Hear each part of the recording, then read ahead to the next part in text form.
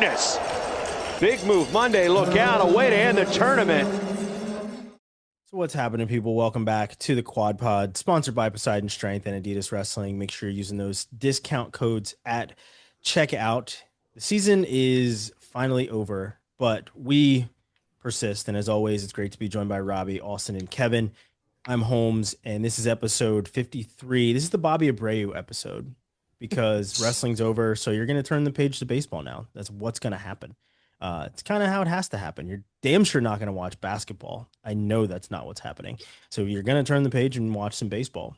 We made it through another NCAA season. There was so much action, and you guys were on the ground for it, so, obviously we're going to get into your perspectives being back in Cleveland again. I'm sure we didn't miss much from Cleveland. But besides a lot of gray, there's a lot of gray. Some awesome wrestling, yeah. But we're gonna obviously start with a weigh-in. This will be our final weigh-in too of this season. When we come back, it'll be season 2 of this. So we're gonna take a break after this show. So this is our final weigh-in of the season. Last time we got to make weight, and then tomorrow we can eat all the donuts and shit. And my shout out is gonna go to Stanford. I'm certainly wearing a Stanford sweatshirt, mostly because the current coaching staff at Stanford were the first people, Sean Gray in particular, to call me when I had announced that I was leaving Flow. So that man will always have like a very special place in my heart, because it wasn't like he called to be nosy or anything else. Like, I picked up the phone and the first thing he said was like, "How are you doing? How is everything? Are you good?" And then an opportunity to call their matches at Princeton for 2 years. So I was happy to see those guys succeed and, get their first national champion and a whole host of All-Americans. I shot Sean a text and, just said it was really awesome to see him just exploding with joy and excitement for watching one of his guys stand at the top of the podium after only being there for a little bit. Right. So my shout out is to those guys, mostly because they, in this world of wrestling, there's so many people that reach out because, and I've certainly done it myself, but we reach out for a story or to hear this or to hear that. And, like I said, Sean Gray picked up the phone and just asked how I was doing, and then asked me to come up to Princeton and work out. Right. And then had, an opportunity for me to continue being part of wrestling when I wasn't sure if I was going to be able to at that point. So, to shout out to one Sean Gray, but the Stanford staff, the former Princeton staff that always has had my back, no matter what. So love those guys, and they're pretty awesome. Austin, on to you. I'll give a shout out to all the wrestlers that were there competing. You guys know it's not easy to qualify for NCAAs. If you do, you're a small fraction of the people that get to do that. If you place, even smaller fraction of that, obviously winning is the smallest fraction. So if you didn't achieve your goals, sucks. I get it, but come back stronger from that if you have another year. If not, life moves on. But it's hard to make it there, and people that don't place, don't achieve their goal, whatever, and they mope about it. There's people that would die to just be at that event to have the opportunity to do that. So you saw in a lot of interviews too. A lot of people were blessed to be there, blessed to have the opportunity. So just putting in that perspective really changes things for me as someone that did wrestle at that event, went 0-2, and it was no big deal to me. But some of these guys they're really putting their heart and soul into it, and they're crushed when they don't achieve their dreams. So shout out to everyone that participated. 3 EIWA All-Americans I want to shout out: Luke Stanich, 3rd place, now a 2-time All-American for Lehigh. Caleb Campos, American. It was the first All-American since 2016. And Danny Wask of Navy was an All-American again, back-to-back years. He was 6th place this year.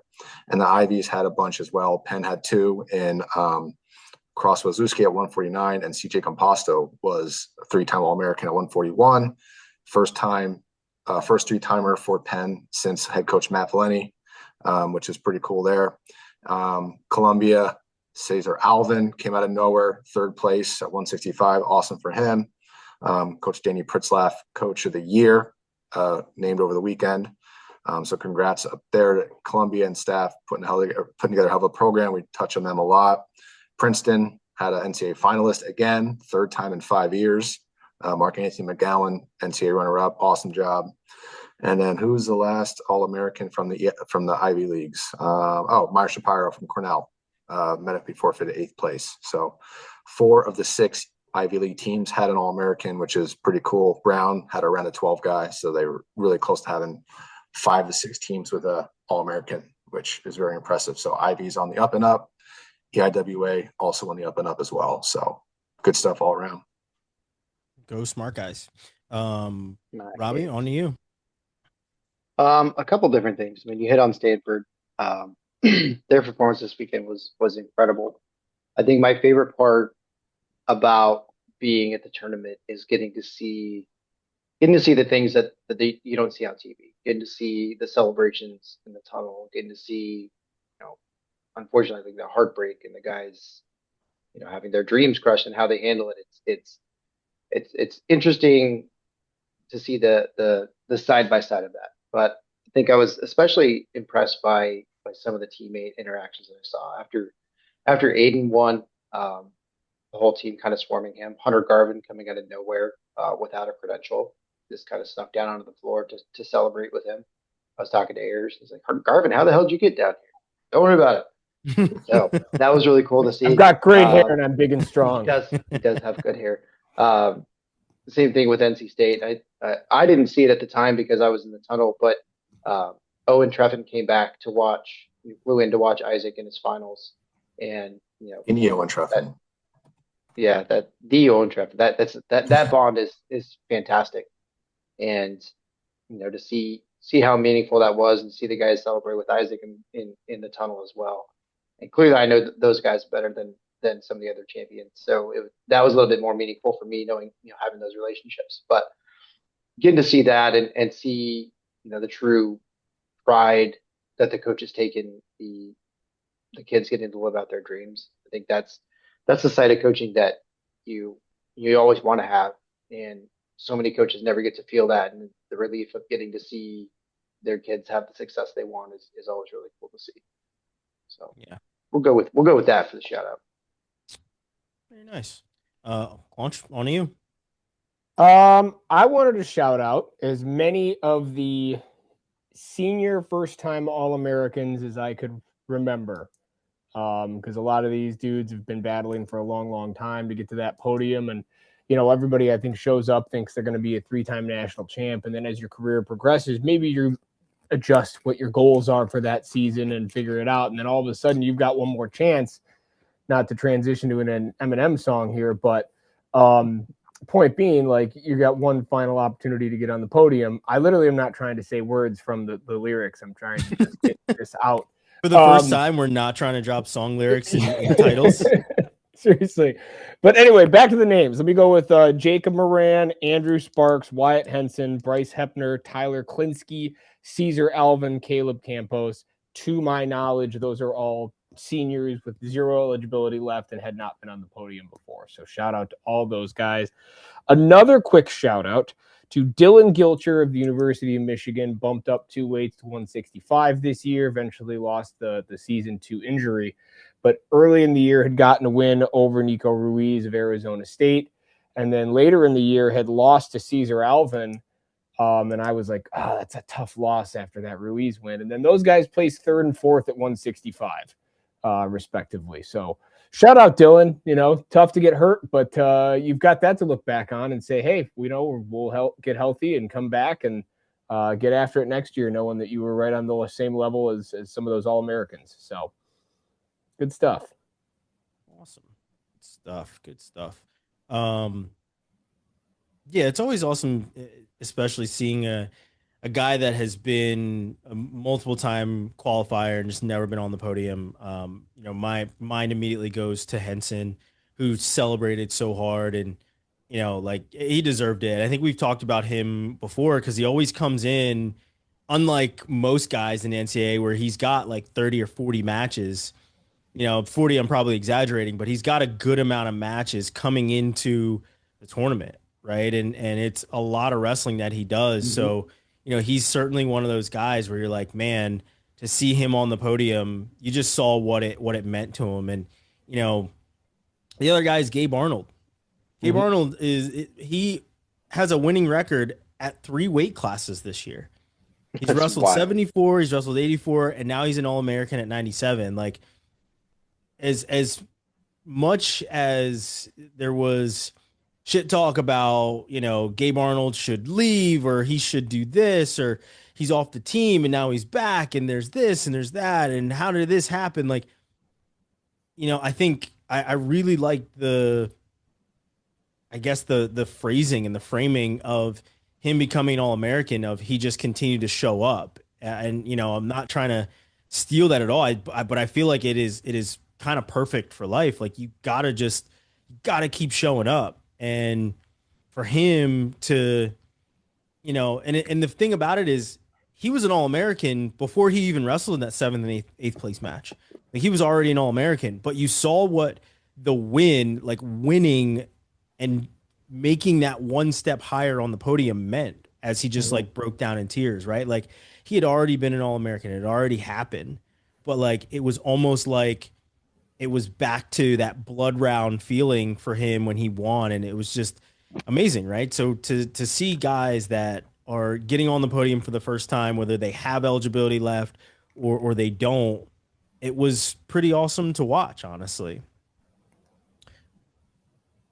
And Austin pointed out, thank you, Austin, that Campos has another year of eligibility. That's correct. Yeah, yeah. Okay, I could have. Nobody I even didn't say knows anything, that so I My eligibility apologies. is anymore. I love the shout out, so I didn't say Yeah, anything. good job for everybody at American for that matter. Yeah.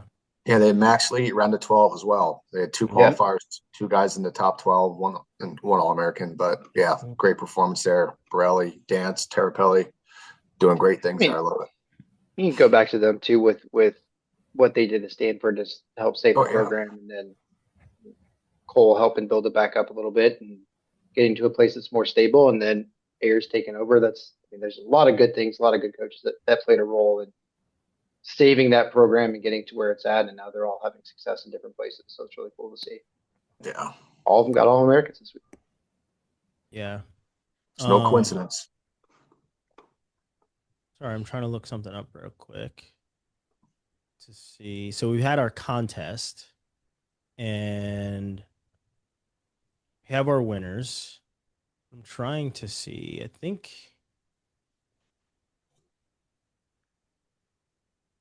I believe I can't see here's the thing is we can't see, like I can kind of see the pictures and it looks like Matt McCutcheon. I think it's him. The name is McMatt87. That's who the winner of our contest was, and I think it's him. It's just that icon photo is very tiny, so I'm like, I think it's him, and I'm not completely sure. But I don't know.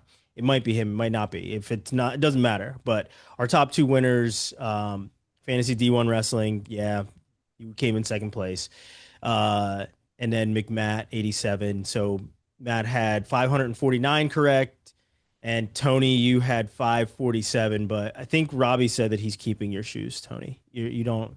Yeah, Tony, you don't get your them. shoes because I finished last Yeah, in you don't our get them. league, so that means I get to keep them. But yeah, those are our top 2.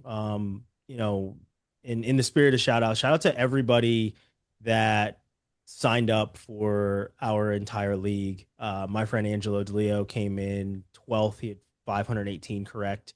But no, we appreciate everybody that participated in this. We will be sending out all the info to the top 2 guys that ended up coming in 1st and 2nd. So you guys can order your Adidas wrestling shoes completely for free. They'll get you all the details, and you guys can pick any shoe that you want on the Adidas wrestling website. But like I said, I appreciate everybody that was. I'm gonna keep McCutcheon's too, if that is him, because he didn't adjust my neck this weekend. So yeah, might have to. But I don't know. He in the same vein of my shout out to the Stanford staff. he was also one of those guys that reached out to me upon my announcement of leaving Flow. So I don't know, was very nice. He's been a pretty nice guy. Haven't gotten a free adjustment though from the doctor, unless you count Doc Snyder, who used to beat the shit out of me. That was probably the neck and back adjustment that I didn't want. Probably an attitude adjustment too. No, I talked shit probably even harder because I knew he always had my back. But no. Speaking of great hair, He's a pretty individual. He is. He's a pretty boy. That is for damn sure. That's why him and Willie have always been such good friends because opposites attract. The doc is very pretty, so he attracts all the women, and Willie, by transitive property is just there in proximity. These are the jokes, people. These are the jokes. But let's talk a little NCAAs. We had a ton that went on. We'll talk some of the storylines first that have come out of it. And the one that is playing on repeat is the handshake that wasn't, and that was between Caliendo and Mesenbrink. And I'm gonna be honest, I wouldn't have shook his hand either. I'm not like, we've been shaking hands a lot, and I'm not going to shake your hand again. Just doesn't feel necessary for me. Felt a little performative. To be completely honest, like, hey, I can totally understand Mesenbrink wanting to shake everybody's hand, whatever else, but like, again, for me, it felt performative and it didn't feel real. It just felt like something that would be caught for the cameras as it was. So I don't blame Caliendo. I don't think it was unsportsmanlike. I don't think any of that. I don't think it was sour grapes. I think he had a right to be pissed off and to not want to speak to anyone at that point, especially the guy that had just tech-falled him in the finals. So I don't see anything wrong with it whatsoever. Yeah. He shook his hand before and after he got his ass kicked in the finals. I wouldn't shake his hand again either. Yeah. I've seen those guys shake hands like a lot. Yeah. At least 18 times. Yeah. At least. So. Yeah, what'd you guys make of the whole thing, right? Like, it was, and I'm going to say whole song and dance because that's, to me, what it was. It was performative. Robbie, what were your thoughts? Yeah, it didn't feel genuine to me. I mean, when you're in the arena and waiting for awards, they literally sit together for a solid 5-10 minutes during the match before their awards. So if you wanted to shake their hands and it not be a performative gesture, you could have just done it then and been done with it. I don't know. I think we shake hands too much. It's a combat sport. If I just got my ass kicked, I'm not going to feel like shaking your hand. Sorry, it's what it is. A side note to that, and somebody hit on it earlier, is that the ushers in Cleveland were assholes, very, very self-empowered people, and really wanted live in to Cleveland. Up. Yeah, but after the semifinals, Caliendo was waiting to go back for his interview, so he's just standing in the tunnel, and this tiny little old white man was standing there, and it was the security guard at the back tunnel. He's like, "Young man, you need to go." He's like, "Just waiting for my interview." He's like, "Well, you can't stand here." All right, whatever, dude. It's like, I think you're good. I think you're fine. Yeah, I will break you in half. Yeah, right now. Yeah, old man river, zip it before I bust your hip. Yeah. Oh man, just leave that man alone for a couple weeks. Let him chill. Claunch, what are your thoughts on the whole ordeal and everybody's response to it too?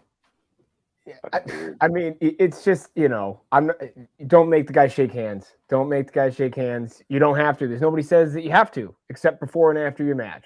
And he did it. And, performative or not, it just seems disingenuous. So, don't do that thing. It's trying to be more than you need to be. But anyway, yeah, I mean, I don't know. I don't need people getting.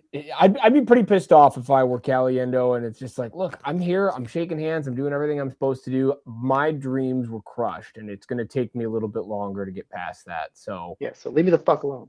Yeah, I'm gonna make sure we can get these pictures. I'm gonna get out of here and I'll figure out what's next for me. You know, what else am I gonna keep chasing? So, which he had a really, really good tournament, lost to probably the Hodge Trophy winner. So Yeah.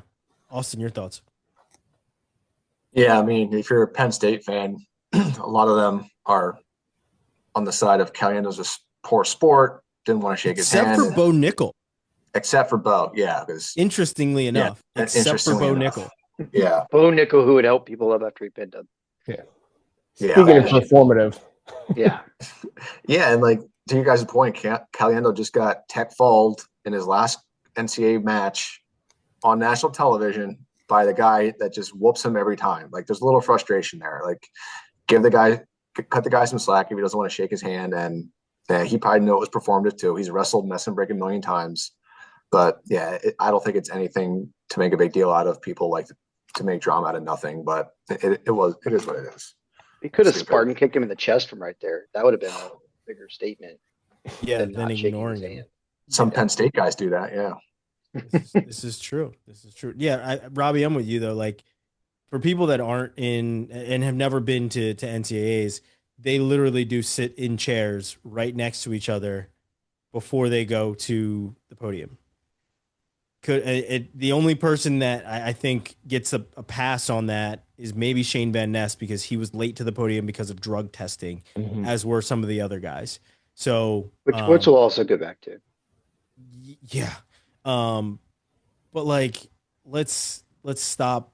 I mean, obviously I understand like we're talking about it right now, but I don't think that he was unsportsmanlike. I don't think that it would like I think he had every right to ignore the hell out of him. If he sees him walking in the airport or if he's walking down the street and sees Mitchell Mesenbrink, he has every right to not speak to him then too. Like just leave him alone. It's okay to not Let me like feel my feelings. Yeah, it's okay. It's all right. He wasn't disrespectful. He just was like, not doing this right now. He didn't even say that. He did nothing. If you look at how like Blaze acknowledged him, but you could tell he did not want to. Like it was just like, yeah, here, whatever. So I don't know.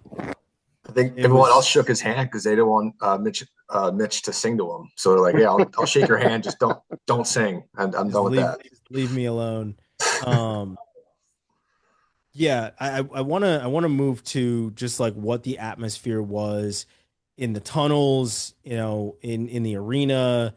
Austin, what were the feelings, the sights, the sounds? I mean, I guess let people know kind of what it's people that have never really been there, like what it's like to be one covering NCAA championships, but just like the feeling in Cleveland this year as opposed to maybe other years. I'm not sure if a lot of people agree with this, but I like Cleveland as a host city.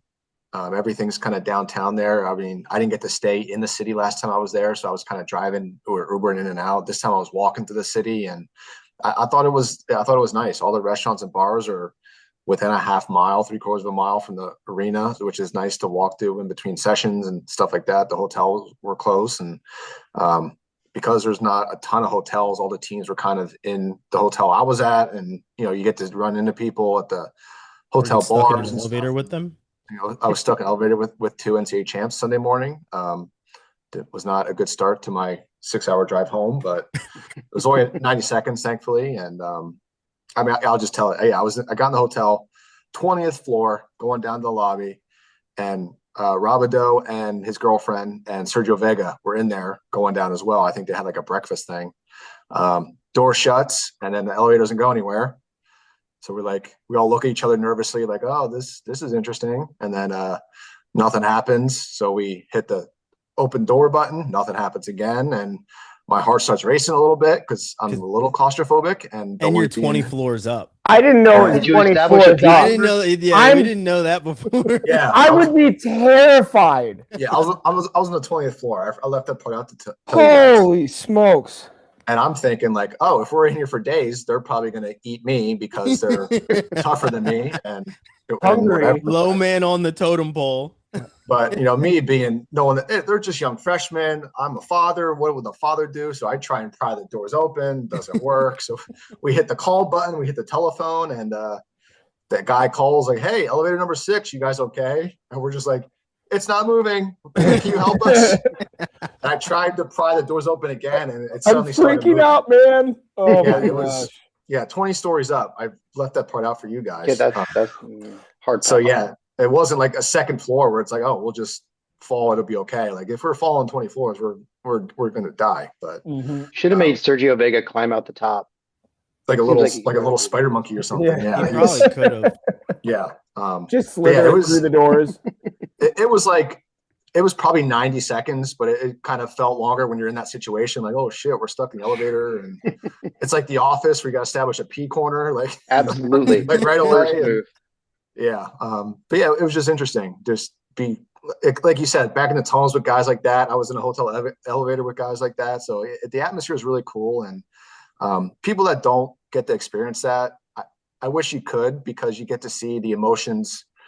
The highs and the lows, right? Like that blood round you're so happy for like guys on your fantasy teams, guys you root for, guys you cover. And then on the flip side, if they lose, it's like, man, you were so close, all that for nothing. It really changes how you think about people and like, what are they going through? You get to see guys taped up to all hell that you may not see on the mat. You see them limping in the back. Like you see Brock Hardy after his real or fake, depends. Yeah. True. Some people are actually hurt. Yeah. Like you see Brock Hardy limping, and it's like that dude has been through a war. He's just as old as we are, still competing. He's banged up. And just the emotional roller coasters of it, seeing the coaches and chat with them, it's all cool. But my heart breaks for some of those guys sometimes, because you understand the effort. I've been in rooms with some of these guys, and you understand just talking to them and talking to coaches how much effort and their life is dedicated to this, and they don't achieve their goals. It sucks, but it's quite an experience. I wish everyone that has an anonymous troll account on Twitter that talks shit about these young kids, like, oh, he sucks, he did All-American. Like, you guys have no idea what this is like, man. It sucks. It's a tough sport. It's tough on the body. It's tough on the brain. It's tough emotionally.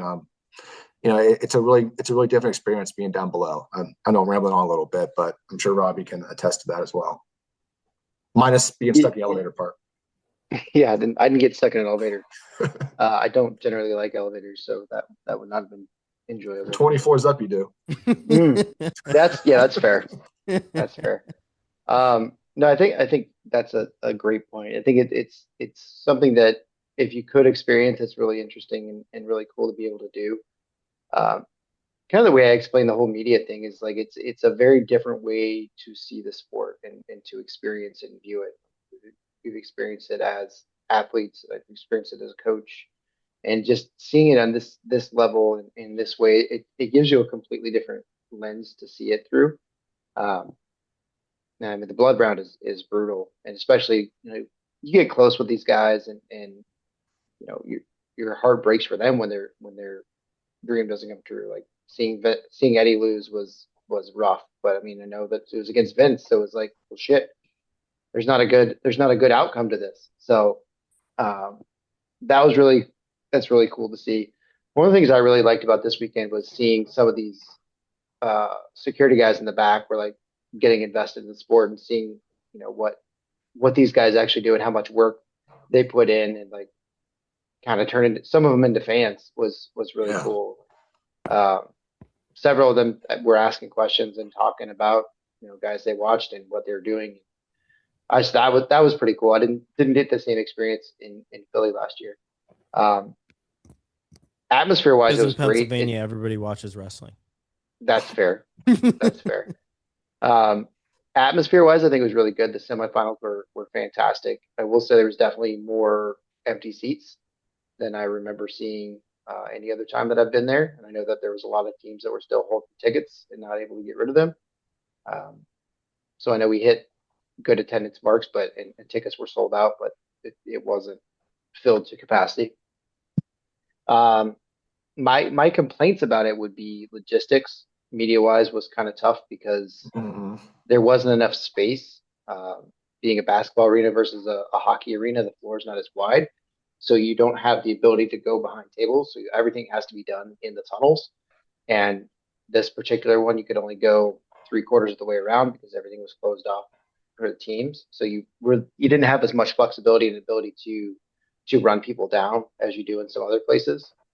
And then like everything was in the far side, like the press conference room and where the wrestlers would go out was on the far side of where all the media was. So it made it a little more challenging that way. Definitely got my steps in, but overall, I mean, it's fantastic. Some of the teams didn't like the setup of having to go up a floor and then through a crowd to get to their team area. Yeah, that was stupid. Yeah, you were sharing elevators I with think it was fans. the same way as in Kansas City too. What was it? I think so. that's a not a good setup. If you guys have guys coming off a mat upset about a match and needing to get away from things and then having to share an elevator with fans, doesn't seem to be the best environment. Not ideal at all. Yeah. Yeah. And there was really no place for them to go in the back to get away from things and like cool off or be away from things because it was either they're on the practice mat with everybody else or they were having to go up. So just logistics like that, I think were more challenging. I think that hockey arenas lend themselves to a little bit more flexibility. It did make me very leery of what Minnesota is going to look like. In being in such a gigantic arena in 2 years. So we'll see. And we'll talk more about that later on. But it really got my wheels spinning about that and I'm not sold on it. But that's a whole other topic. Speaking of Minnesota, I have Twitter up right now, and what keeps replaying on my second screen here is McAnally jumping on Kemmerer. That was hilarious. I'm hopeful that Kemmerer, that body is old, and he stood right in the line of fire of a potential Division I running back because we know how much he was recruited. Anybody that was watching at home knows that. They said it like a number of times, basically every match he was wrestling, they said it. But something we talked about before coming on here is how large both Welsh and McAnally are. They're very big human beings. Like the fact that they're 184 is just crazy. And Kemmerer catching him and falling, I give you grace, my friend, because the fact that you caught him at all, and after we know what Kemmerer's body has been through, is just ridiculous. Yeah, I can literally not picture him without like the big shoulder brace on. Like it's impossible to do. He's just Michael Kemmerer who wears a shoulder brace all the time. McAnally, humongous. And then just watching that match, I was like, Rocco looks twice his size. And I know McAnally is a big 184 to begin with. But yeah, super freak guys, man. Cutting weight is no joke, even for those bigger guys sometimes. Yeah. Speaking of cutting weight, there were and after this we'll certainly get to the wrestling, but there's been so much that has come out, and we watch the wrestling, so our takes on things that have happened are probably second fiddle to some of the headlines and storylines. This is the second year in a row we've had some steroid allegations, and I mean at least this year Ferrari just steamrolled right at it and said that Bastida is on HGH. And I say steamrolled right Ferrari always won for tact. Yeah, right. But I say I don't use steamrolled on accident. I use that because that's exactly what happened to AJ Ferrari when he wrestled Bastida. And it was a point made by Bastida that he was going to beat the hell out of him. Like, he didn't have to go for that final takedown. He wanted the major so badly. And he didn't hit a knee with any of his takedowns. Like, he wanted to bully him, right? So, like, he wanted him to feel it. I can also attest to Bastida not being, like, 260. 235. He's like 235. I don't even think he's ever weighed in over 240. I've seen his weigh-in sheets personally. I was in Nashville when they weighed in and got all of the weigh-in sheets. I wish I still had them. Last year at this point, I still did have the weigh-in sheets. He was in that 235, 236 range then. It just kind of stays there. So no, he's not 260. And the HGH thing, can we stop just hurling accusations at people when they beat our asses? You really don't see anybody being like, "Hey, that guy that I beat in the quarters, I think he was on something." Yeah, Trumbull didn't say any of that. Just went out there and got the job done, right? Yeah. Hey, you know who was really freakishly strong? Zane Rutherford. Did anybody ever say anything about him being on anything? I don't recall it. Publicly. Maybe not into a microphone, but he was freakishly strong. And you saw those things. You saw how he would just crunch people like soda cans. It was ridiculous. But can we just stop hurling these accusations without any sort of evidence behind them? Any. And if you are going to hurl these accusations, back them up with something. Let us fill us in so that it's not just, because what it does seem like is the opposite of Caliendo not shaking Mesenbrink's hand. It seems like sour grapes is what it seems like. You got your ass kicked. Now you want to say this, that, and the third. It's bullshit in my eyes. So what you didn't see, so AJ made these accusations in a press conference. Not was it just talking to press. And what most people didn't see was that he did this again the next morning at weigh-ins. Specifically said to Younger something about being on HGH, and then made some shitty comments to Tay Gadiali as well, about not being Christian, and it was not a good look. Not a good look. And shout out to Joey Blaze for shutting him down. That was hilarious. Anybody who's seen it, good on you, Joey. Good on you. But I mean, there's no place for it, and there's some legitimate concerns, and we'll talk about those. But to make a direct accusation without any actual evidence or anything to be substantiated, his weight gain to get up to heavyweight wasn't anything out of the ordinary. He had the frame for it when he was at 97. He was cutting a lot. It was about the same as Ferrari's, to be completely honest. Almost about the same weight too. But Younger doesn't talk about how much he lifts either. So there's that. Younger doesn't really talk much at all. No, he doesn't. He just kind of goes out there and does his thing. But unless you have concrete evidence, and I mean, there's certainly room for speculation. We could talk about Penn State going to the training lab and what they've been associated with, but we don't have anything directly. We don't have any direct evidence of things happening, just associations. So unless you have legit sources and info, then don't throw out direct accusations at you. Yeah, it was weird, but not unexpected. Yeah, I'm not sure if you guys heard watching TV, but being there when Younger whooped AJ's ass, the whole arena was really a fan of Younger during that match. And he also got booed pretty heavily on the medal stand as well. Well, yeah, I think that was part of it too, because I think AJ likes to be the good guy. He's playing this reborn again Catholic thing, and whether he's playing it or if it's real, that's beside the point. But I think he just wants to be the good guy. And when he gets booed like that, and people cheer when he gets steamrolled, what Holmes was saying, maybe that set him off. Not making excuses for AJ. Obviously, there's other issues there, and then to go out and not compete the next day too, it's like, well, I mean, come on, man. If you're gonna make accusations, at least go out and wrestle again. And I mean, I don't know. We'll talk about a heavyweight, I'm sure, but it was just odd to make those statements and then not wrestle the next day. Like, oh, I'm hurt. Oh, are you? Okay. Yeah. Well, he had 3 to 5 knee surgeries. So yeah, there's that. He didn't even know how many because there were so many. He lost count. 3 to 5. Yeah. Still in one hand though, so that's good. I'm just, we're moving on. We're moving on to another season, and he's got one more year of eligibility, and he's gonna just keep running his mouth about stuff, and it's gonna he's gonna have to do it. I strongly believe he's gonna have to do it in somebody else's colors. That was the next question.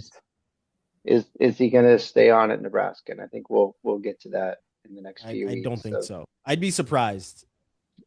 I'd be very surprised. Yeah, he seemed to be kind of tired of the antics. Yeah. Yeah. Yep. Seems that way. All right, let's talk some wrestling here. I think we've fed into some of the post tournament storylines long enough. And maybe we'll delve back into them as we get to the different weight classes. But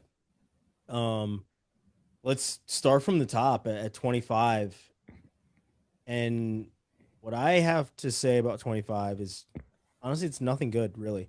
And by that, I mean 125 has kind of been the most boring weight class all year. And a 2-1, no takedown, basically no shots final isn't unexpected at all. And I don't know. I'm glad. I honestly wish it was the first match so that there was nowhere to go but up. But like it was just towards the tail end where we were really cooking. There was some really good matches that happened where it just kept going. Like good scramble. I mean, shit, we had good scramble at heavyweight. We had all of these different things. And then you got to 125 and you're like, awesome. The smallest guys, McGowan has nothing to lose and everything to gain after literally being stalled out by Lillidaw before. All you have to do is just change your approach to that. He changed his approach, but he shut down everything. It was a stance in motion match. Like it was just not a good match by any metric whatsoever. And happy for Lillidaw. He won his first title. But he even said himself, it's not the way that he wanted to win. He wanted to go out and actually like wrestle a very good match and score way more points. 125 was just flopped. It was just horrible in terms of scoring points. Like, I mean, even if you look at Lilladaw's other matches, like it's 4-2, 2-1. His biggest margin of victory came in his first match, was 11-2, and then against Spratley, which was 8-3. But like McGowan not scoring a lot of points either. Like just these aren't very high scoring matches in the entire bracket, to be completely honest. It's just not what I expect from guys at the NCAA championships. Or maybe it's what we should expect. Guys wrestling more conservatively. Who knows? Yeah. There was as many bonus point matches on the top half of 133 as there was in the entire bracket of 125. Insane. So In fairness, you're comparing the top half that had Jax Forrest and Aaron Seidel. True. They also just had to be at 125 though. Still two guys. But we talked about this bracket last week. I mean, this was razor thin margins. There was a lot of guys who could have won 125. A lot of different dudes. And several of those dudes didn't end up placing. You know what I mean? Like that's how tough this weight was. So I mean, I had Ventresca winning and he lost in the blood round. Right. So like that's the thing. It's one of those, okay, was everyone just really evenly matched? So everyone kind of went in with the same game plan. A lot of these guys have wrestled each other, if not this season, previous season. So it's not like they're feeling somebody out all the time for the first time. They kind of know what to expect and what that match strategy needs to look like. And I think, was it super entertaining and fun? No, I get that, right? But it just to me spoke to how close the weight class was. And as I was very excited watching, McGowan beat Provo and McGowan beat Ventresca as I'm sitting in my car in a Meijer parking lot on my phone. You know what I mean? Like, it was exciting, even if it wasn't high scoring. Yeah, I guess. Awesome. What'd you make? And it's in a different way. Yeah, I mean, the numbers are true for 141 as well, Kevin, if that helps. I mean, yeah, to Claunch's point about all of me, even Eddie Ventresca, the 2 seed, returning All-American, did not place. Seymour, the 4 seed, returning All-American, did not place. And then you had Buzakis, who's the 3 seed.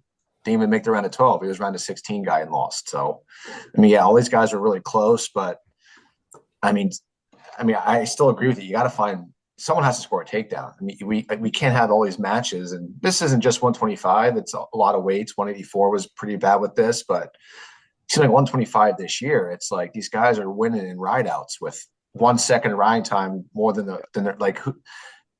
like, I don't know how guys want to wrestle that. It's not fun to watch, and it's just too close for comfort. And we talked about it with Ventresca, lives and dies in that sword, and it kind of came to bit him in the butt this week, where he was trying definitely to. bit him in the ass. Yeah, you have to have Both of his get a both of his takedown. losses were sudden victory or in tiebreakers. Yeah. So, Exactly. And we said going in, like, who's going to have more overtime matches, Welsh or Ventresca.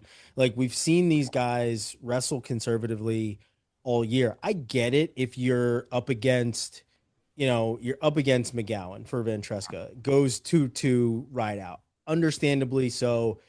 There should be a very close margin of victory in the quarterfinals and the semifinals, but your first round matches are going to sudden victory. Like I said, I don't know. Maybe you just expect more from these guys. You expect more attacks is really what it is. And we have seen matches where Ventresca isn't shooting very much. And I'm not trying to pick on Ventresca only because but it was a point that we made about him going into overtime. But like, just up and down the bracket, you're seeing nobody shoot.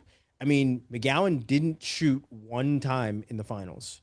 Like, not one time. yeah. Like, just not what you want. I mean, even if you look at it in terms of Vince Robinson instead of Eddie, like they met in the blood round. Robinson won sudden victory. He won his next match against Volk in sudden victory. He won his next match against Bradley in tiebreakers. Like, they're all it's so, and we've seen that Vince can be super aggressive and offensive and score points, and he's incredibly fast and can get to some good positions. But I mean, I think Eddie didn't take a single shot after his second round match. And I think the same, other than the takedown that Vince got against Eddie in sudden victory, I don't know how many other shots he took. Well, I guess one against Bradley because he finished that. So I don't know. It's tough. I mean, you see these guys and the talent that they have and the ability that they have, and you don't see them attacking, trying to make any effort to be offensive. It's frustrating to watch.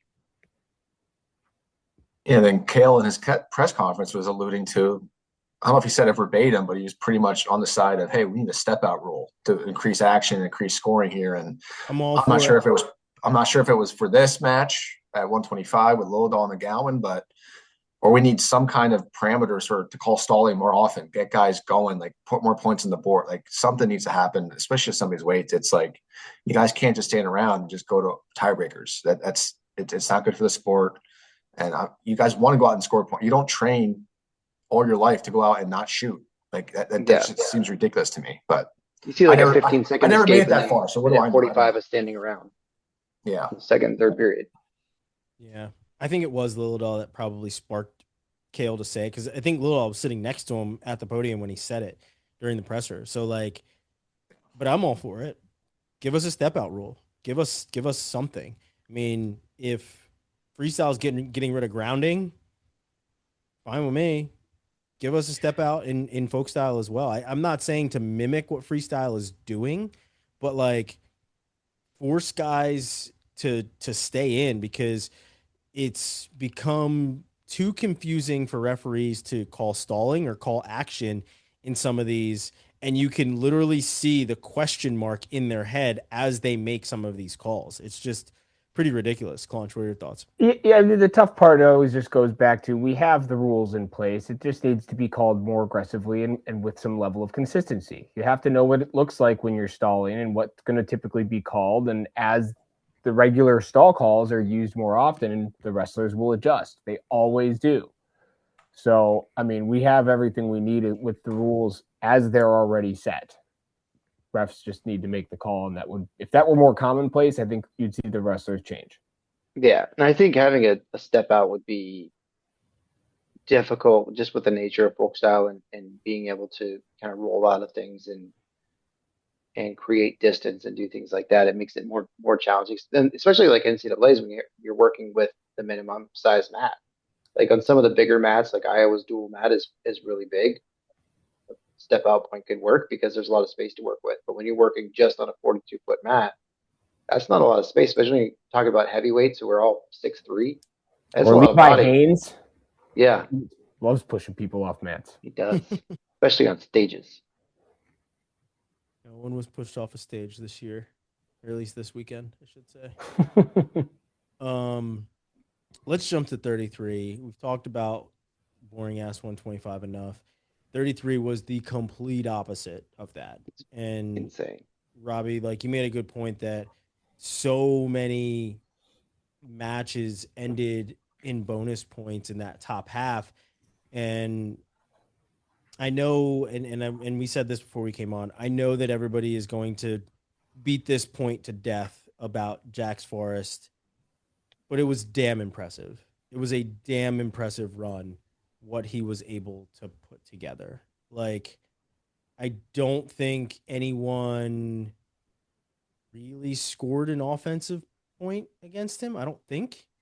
Did Seidel score? Is that the 3 are all escapes?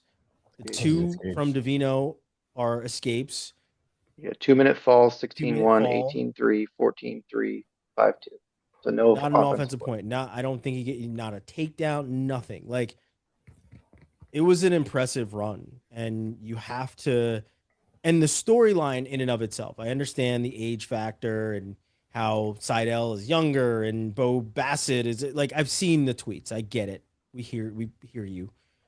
But, like, the storyline in and of itself, because as I've said, I pay attention to other sports where reclassifying and leaving high school early happens all the time. It doesn't happen in wrestling. It really doesn't. And the times that it did happen, it was the Tag brothers. It was Kyle Snyder there's usually first. a gray shirt involved. Yeah, there was a gray shirt, or it was the guys that were going to the OTC to train. Like, you know, Kyle Snyder did it. The Tag brothers did it. I think there might have been some other guys in there that also did it. But, like, Joe Lee, who left Indiana to head to Penn State and do the same thing that his brother did. Like, those things certainly have happened, but nobody has wrestled half a high school season and then wrestled half a college season and didn't lose a match in either of them and won a national title. Like, again, throw the age thing out the window. That is an impressive storyline to do that and make history. It just is. You have to tip your hat to it. It's wild. It's crazy. And if I'm Ben Davino, I'm like, this is fucking bullshit. This kid should be in high school. He should be in allowing algebra this 3 to right happen. now. Don't get ready for prom, Jax. I picture him like Shooter McGavin stealing the jacket and running away. But no, I mean, incredibly impressive. You know, and just the whole tournament was incredibly impressive for 133. It was the opposite of 25 as far as just the number of attacks and all these young kids who don't know any better. So they're just like, I'm going to shoot 1,000 times in 1 second. And they just keep doing it and figuring it out. So it's fun to have this youth movement at 133. Shout weight of Mountain Dew and Pixie Sticks. That's how I saw it. Right? Yeah. But yeah, shout out to Ayala and Bird going out there and battling all the way through their backside matches. I don't think those guys were 100% healthy. I'm going to go out on a limb and say that maybe Lucas Bird and Drake Ayala have acquired some injuries throughout the season and could have very easily not finished the tournament, but they did. And yeah, not one injury default between the two of them. Bird becomes a 4-time All-American. Mm-hmm. Good for them. Yeah. Davino Blaze, takedown or no takedown for Davino? Probably a takedown. You're talking about in regulation? The final takedown that was taken away from Davino. Yeah, it was probably a takedown. Yeah, I think that it was just called too early, and that was the issue. Mm-hmm. Like, let the situation play out. And that's the frustrating part of it is, like, we've gone through this season with officials allowing fucking 7 minutes of reaction time. And then we get to a situation like that, and they're like, oh, it's immediately a takedown. And didn't meet the criteria in somebody else's eyes, so it wasn't a takedown. But if you let the situation play out for 5 seconds, probably would have been. I thought it was a takedown clearly because Davino grabs that second foot, and you see Blaze pulled not once but twice to get his foot out. Like, That's not reaction time, folks. Like, that's a takedown. Both his feet are tied up. He's sitting on his butt. He's got not a wizard, not nothing. His hands are back, like trying to pull away. Yeah, not a neto. No, not a not yeah, exactly. For those that don't know, that is a how high reference. The but like I was like, how is this not a takedown? Like he has both feet in his hands. Like that's 3, my friends. But I don't want this to become a new mantra. But I did like what Davino said of like, I'm glad that they didn't give me the takedown because it just gave me a chance to beat him again a different way. Like, cool. I thought that was really, that's a bar, as the kids say. But like, let's not make that a thing for wrestlers to bail refs out. Let's not make that a thing. No. The call was bad. It wasn't the right call. It was a takedown. Davino still rightfully won the match, but it should have happened sooner. It shouldn't have even been a thing. So then the brick being thrown for the drop down rule, and I said that in our group when we were texting about it. I'm like, shouldn't have even gone that far. Davino had a takedown. Match was over. It shouldn't. I still was really confused about what was it? The stalling call, and the riding time stops at that point, but it doesn't in that instance. Yep. I don't know if anybody can eloquently explain that to me here. Like I'd appreciate that, because I'm like, why would it? If we're supposed to like not make stalling help you win matches, like you actually have to wrestle through positions, wouldn't that have dramatically impacted a double overtime match? One would think. Yeah, well, just, So why? I'm not sure if you saw Josh Lowe tweeted out the rules for that. No, I didn't see And that. there was a clarification, and he highlighted it. I'm trying to pull it up here, but I'm pretty sure it does say in any stall warning on top, the riding time should stop. Yeah. So I was right. Yeah. So even if it's a rear Mark it standing, down. The or one if it's- time. Yeah. So I don't know what Penn State was arguing there, what they were challenging. If they were challenging, like, hey, riding time should stop. They were challenging the drop down. They were saying that that Davino was dropped down to a leg longer than 5 seconds. But like, and I was under the impression, I think I even said it in our group too, I was under the impression that like it's scenario based, because I don't think I've ever seen a stall warning called from rear standing and it stops the match. I've never seen it happen. So that's why I'm just like, okay, well, it must just be the scenario that we're in, right? Like this is rear standing. He has to return him to the mat. He's calling stalling on him for not returning him. Yes, he's making an attempt, and making those attempts is what staves off that stalling warning for a little bit. But if you don't return him after maybe 2-3 attempts, we're gonna bang him for stalling now. But the match continues. I think. And then my thought was, in the drop down situation, guy drops down to a leg, the other guy's kicking out, he hits him for stalling, you stop the match then to reset the position, because if not, that's just going to keep going on and on and on. That's my thought. But like, if you're supposed to stop it at any point, then certainly not the correct application of the rules. Well, because that's the thing. There was still elite. I mean, what was it? Blaze had 8 seconds of riding time, or 12 seconds maybe even, when they originally called that. So I'm like, he clearly would have won the match. And just for future matches, like regardless of that, because Davino got the takedown that wasn't called a takedown, and then this old semantics bullshit that I'm arguing. But I'm arguing it because I want to understand what the rule is and what should happen in future overtime matches, because that it cannot be argued that is dramatically impacting the most important parts of a sudden victory, like part of the match. With 30 seconds, it's so easy to stall for 30 seconds. Especially if you can give up the point anyway, just by never letting them go and still win the match because you have more riding time. Yeah. Which happened several times this weekend. And I found Josh Lowe's tweet, and he's pulling right from the rule book here, and I'll quote: "When an infraction occurs by the offensive wrestler, the referee shall ensure the riding time stops at the point when the infraction is indicated on the mat." And then he highlighted, This includes situations in the rear standing position when the offensive wrestler is penalized for stalling.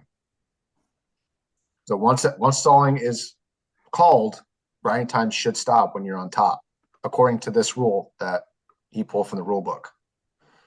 And I was talking to a ref I know about this, and he said he's pretty sure that you cannot challenge what the riding time was if the ref did not stop the riding time.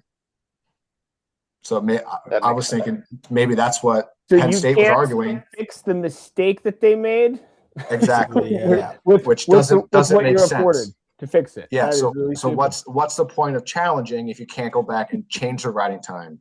Again, I'm not sure. I'm not super clear on that, but that's what a ref that I was talking to told me. And again, that doesn't make sense because you should challenge that and say, hey, check the riding time.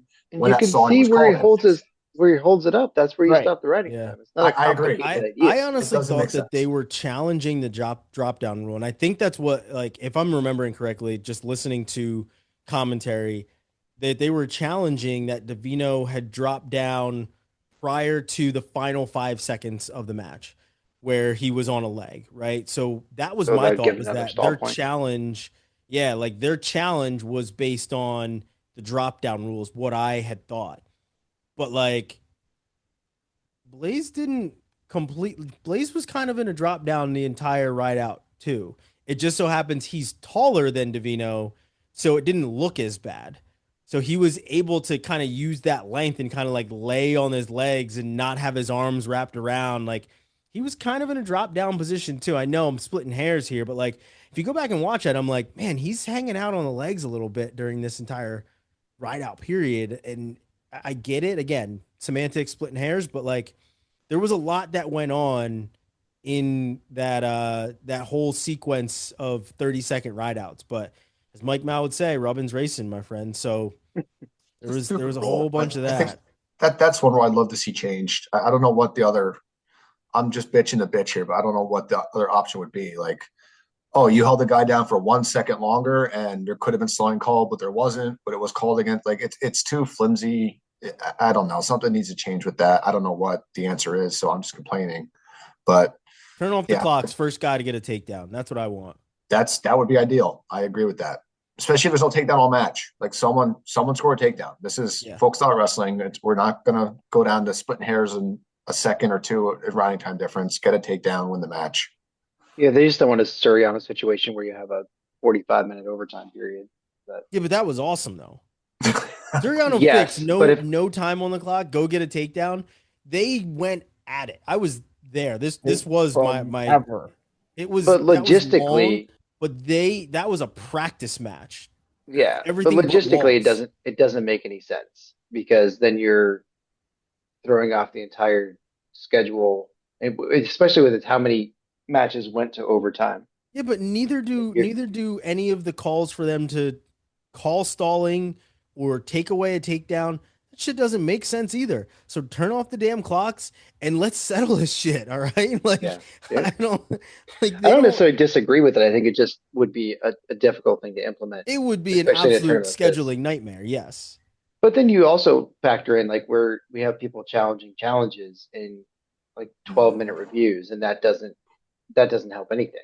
Like, I mean, officials shouldn't review their own calls, especially, I mean, at the national tournament, at least, where there is an independent review commission, like, officials shouldn't look at their own calls at all. Like, it should automatically just go back there. There shouldn't be a second ability to challenge something that's already been reviewed. Like, it's just prolonging the inevitable.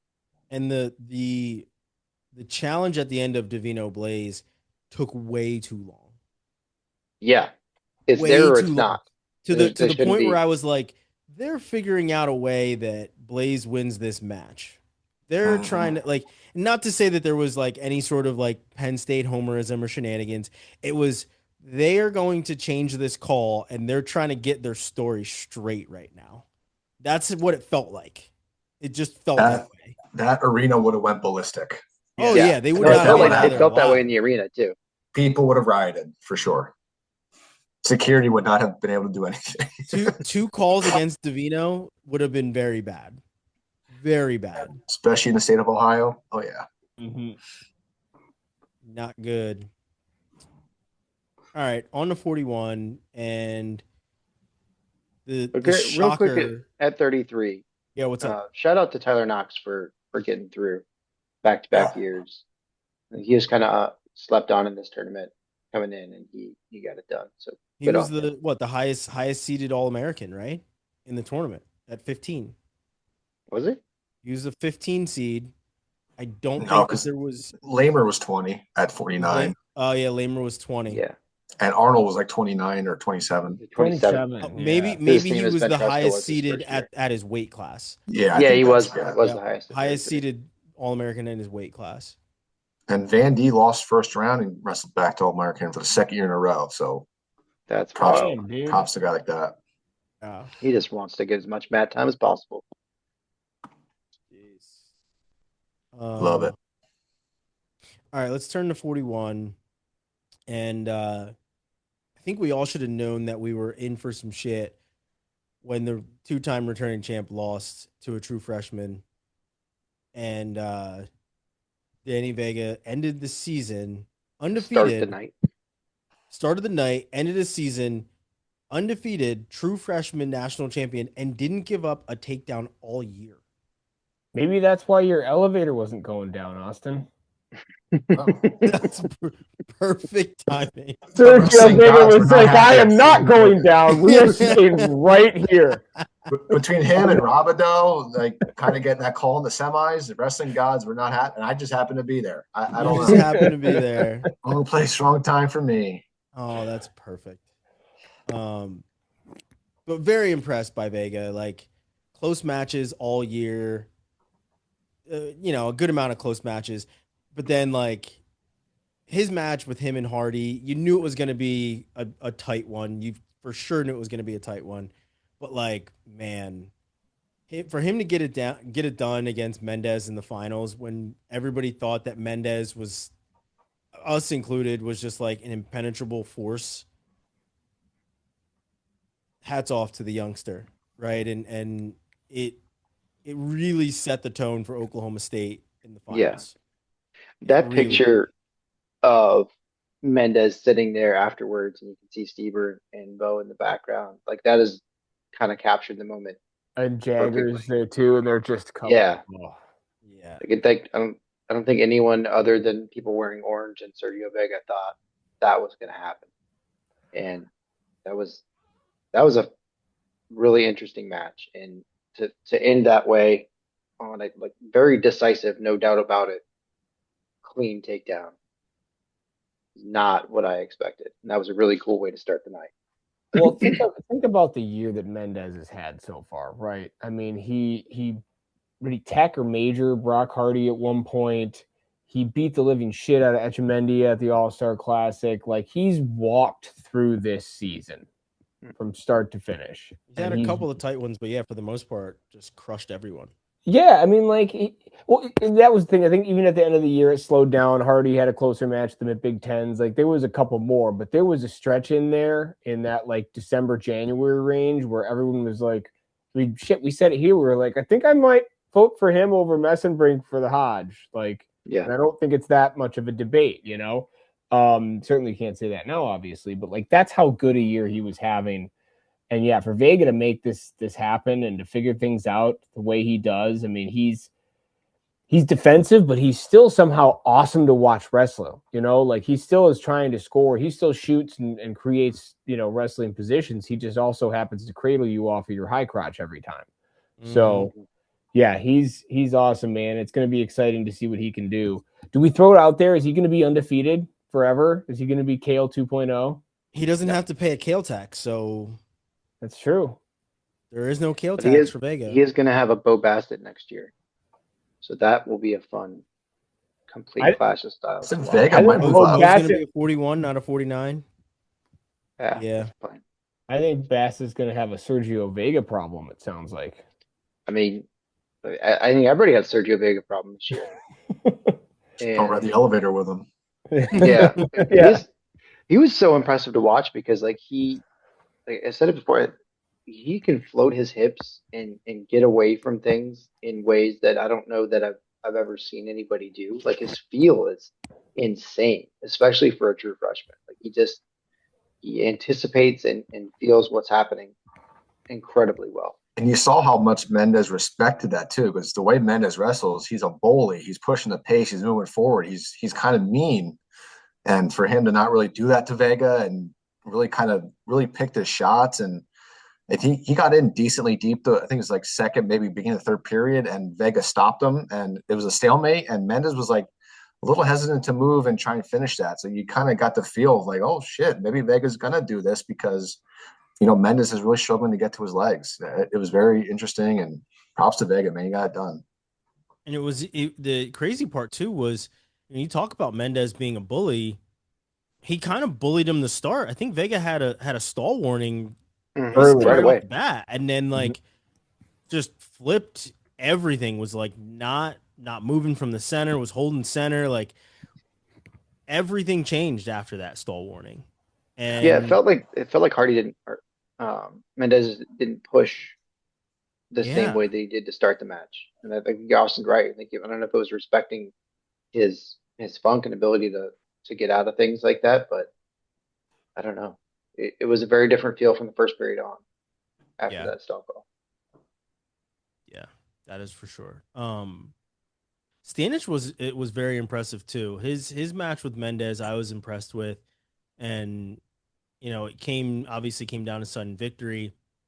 But Stanich was very impressive, and Austin, I love the interview that you did with him.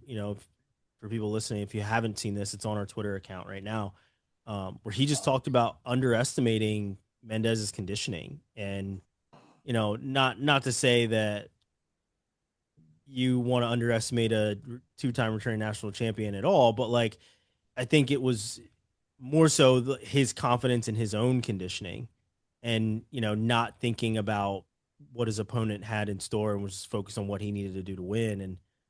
But I was very impressed with Stanich. Austin, what were your thoughts on Stanich's run? Yeah, he had a close one with Echemendia, got by him 6-4. But yeah, that match with Mendez, I mean, last time they wrestled, beginning of last season, this is right when Stanich moved up from 25. So he was still kind of growing into 41. I think Mendez almost teched him. He beat him by like 11 or 12 points. This was, again, November of last season. So for him to flip that script, going overtime, and I think Stanich alluded to it in the interview, like, hey, I'm really strong. Mendez is strong. I felt I was stronger. And that's when he cut to the maybe underestimating his conditioning a little bit, the way he kind of bull rushed him over and, far knee picked him for that nice takedown that Mendez had. But Stanich coming back for third, beat Noggle of Air Force 9-4, and then beat Hardy for third and fourth, 7-2. So had a great weekend. And, shout out to Noggle of Air Force getting fifth place. That's awesome for Air Force. And Composto, like I mentioned off the top, 3-time All-American for Penn. Great to see. And then someone else mentioned Henson finally getting on the podium. One of those guys that's just feel like he's been around forever. And you realize, oh, wait, he hasn't All-American yet. Interesting. And then he finally did this year. So really cool weight class. And you got guys like Cornella, not All-American, which was surprising. And Eli Griffin, Nasir Bailey, especially Griffin. Cornella. Yeah, Noggle Pin. I mean, Noggle went on a run, man. I think he lost first round too. He lost first round and came all the way back. Yeah, came back all the way to fifth. So impressive stuff. Bailey, revealed in an interview he had surgery on his hand back in January. So definitely, answered some of the questions that we had about him throughout the year, and just really fun weight class. Did you guys see from home what happened at Echemendia? Because we couldn't see from where we were. We just saw. I missed. Like I'm not gonna lie, I missed a good portion of the matches. So I'm not sure what the injury was, but they took the stretcher over and like carried him out. They didn't put him on the stretcher, but so I don't know what the injury was. Huh. So hopefully he's okay.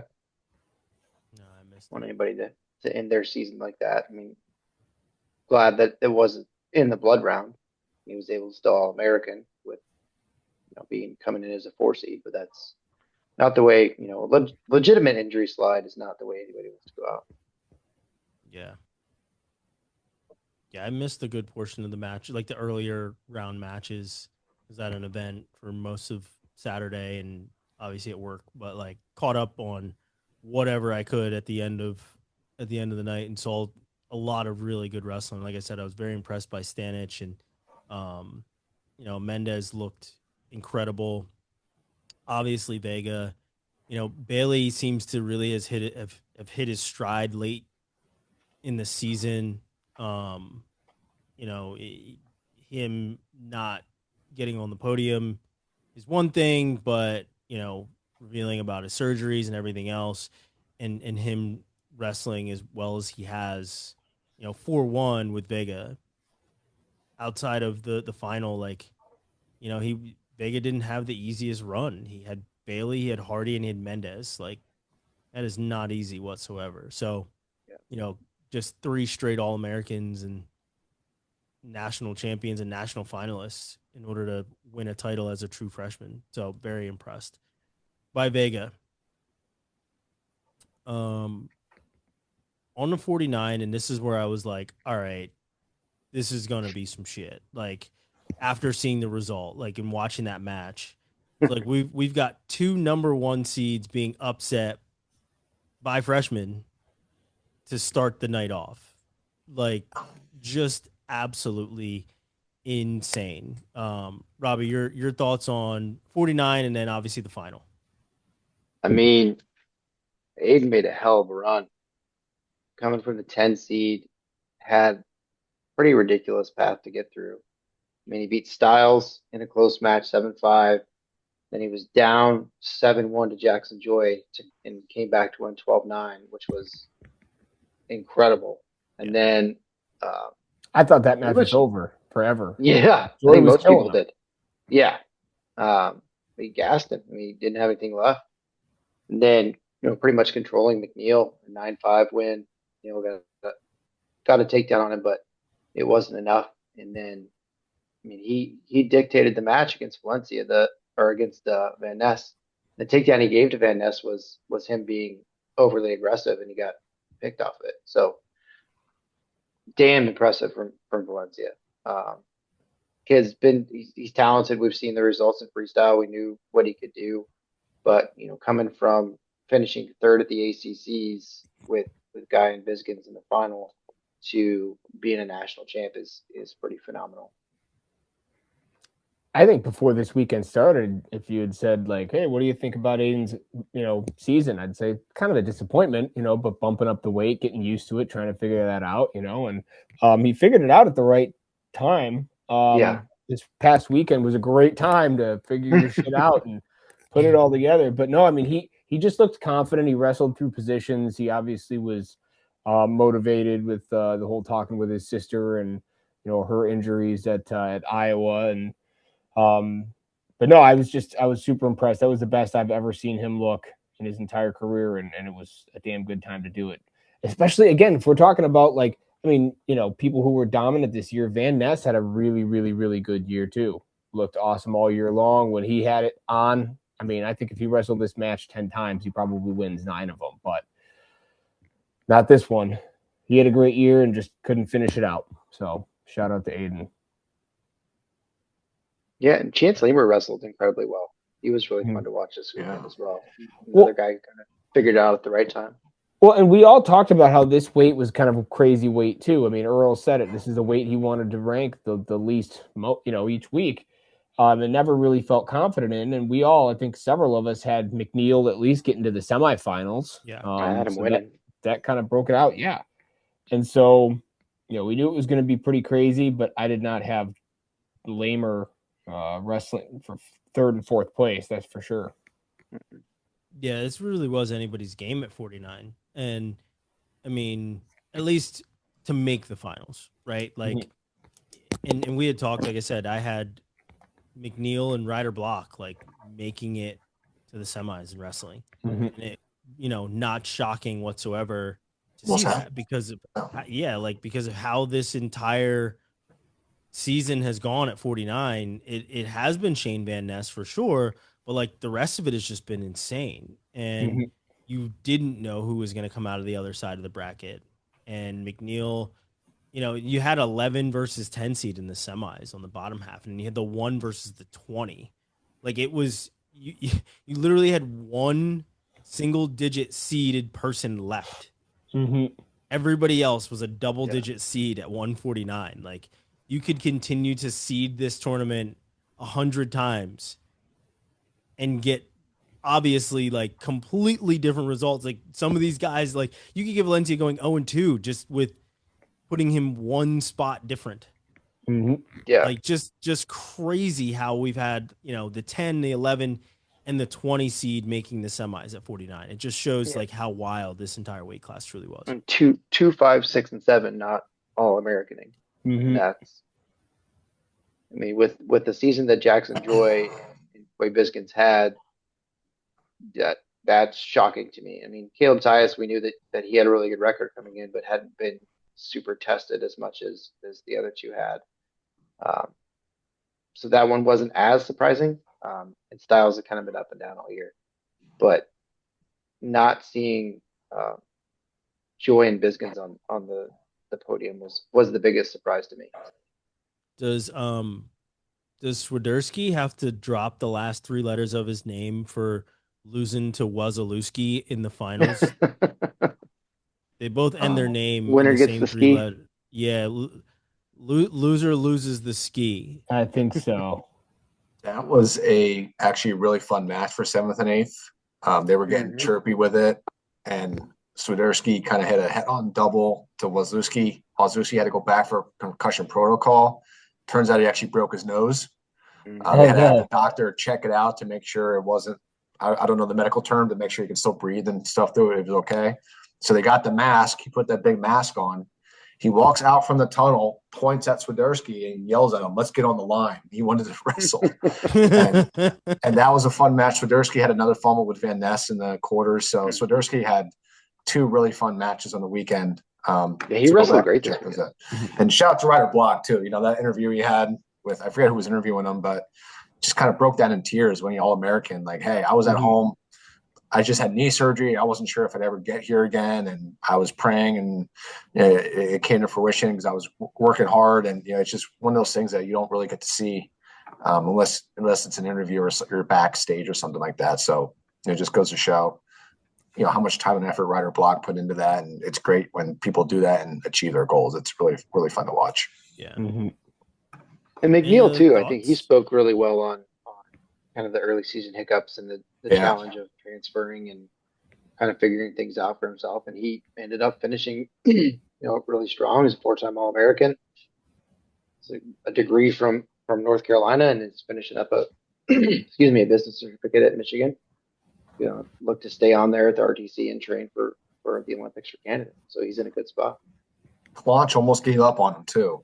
Claunch is a Michigan man. Never. He's from right across the bridge there in Canada, so we're good. Yeah. But no, he did wrestle really, really well, and I mean 3rd place in a weight class that's that crazy is a nice way to get that done. And shout out to Chance Lamer too. I mean, like, it'd be easy for me to be like, oh, he was at Michigan and then transferred away to be closer to family, but evidently didn't need to be that close because now he's in Nebraska, and that whole thing. And then about how he lost to the Michigan guy who's actually a North Carolina guy, but really he's Canadian. So a lot of moving around for all these guys, I guess. He's Canadian. But yeah, shout out to Joey Zargo. I'm going to miss him. I'm always going to remember, speaking of like tough wrestling matches, him and Swiderski when, early in the season, all taped up and blood everywhere. And yeah, Swiderski, win or lose, is going to be entertaining. So shout out to him for that. That is for sure. That Swiderski blood round match with Willis was really good. It's a good one to go back and watch. Yeah. What we're saying is Swiderski's must watch here, people. He started the season off really well, and then at least at the All-Star, and then went 0-4, and then was out of the lineup for a little bit, needed a little readjust, little break, reset, came back, and had a pretty fantastic match against Frost when his old team came to town. Like, it's been an up and down for Swiderski, so for him to get on the podium is pretty awesome. On to 157. And I know it's a boring weight. Move on. What's that? Yeah, nothing happened here. Boring nothing happened here whatsoever. I mean, I know, it's Austin's new best friend. They're now besties. They shared an elevator near-death experience. Practically saved his life. But it was a takedown for Duke.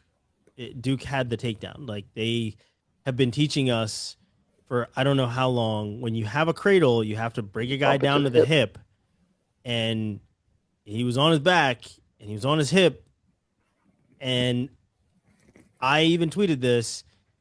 The takedown was called too late, not too early. He called the takedown too late. When he called the takedown, Robideau had already wrestled through the entire sequence. Like, they had both wrestled through it on his back, on his hip, and then back to basically front headlock in a cradle. And that's when the 3 came, and that's when he paused it. Like, I get reaction time and all these things, but if you get put on your back, that's a takedown.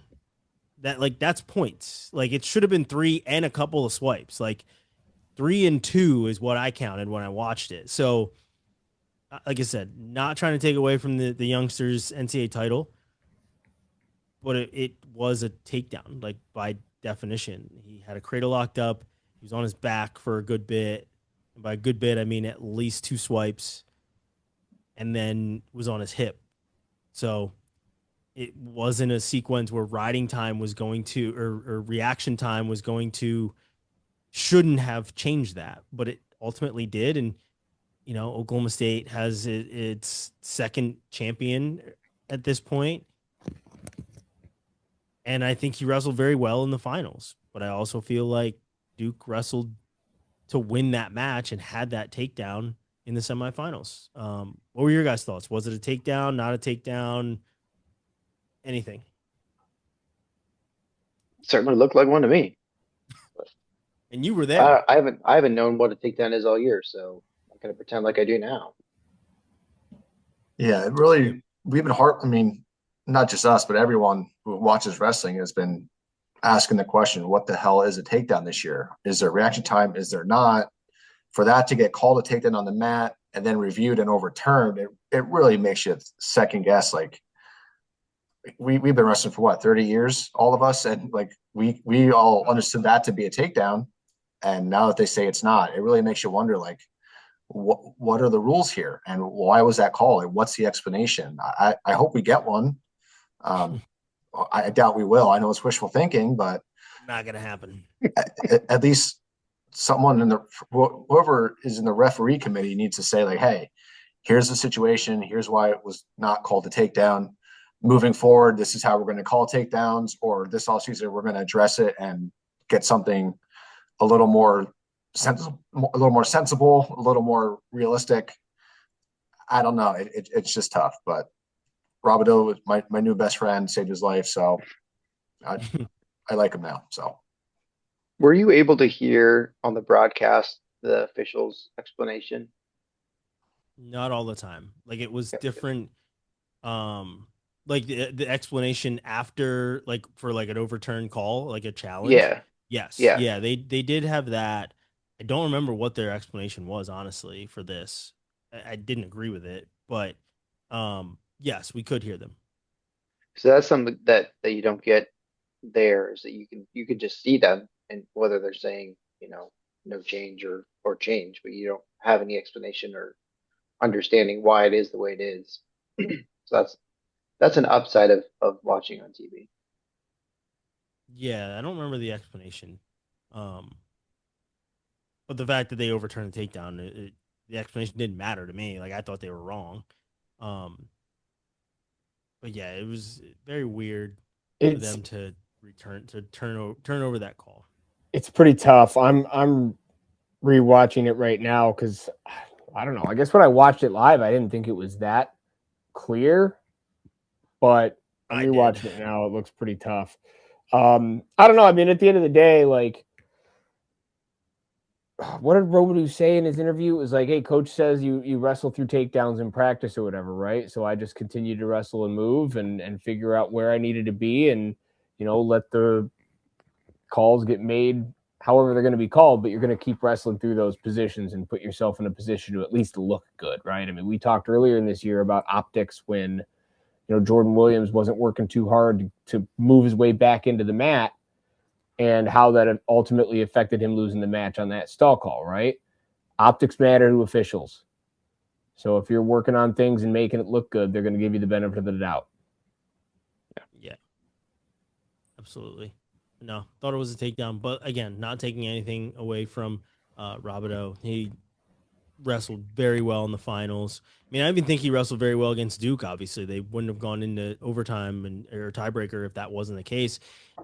His reversal came out of nowhere and to win that match. So like, he put himself in position to win. That's all you can say. Like, and he wrestled very well. He did have very good matches against these like top guys, right? Like a couple of sudden victory wins and then ends up beating Antrell Taylor in the finals. So very good job by him.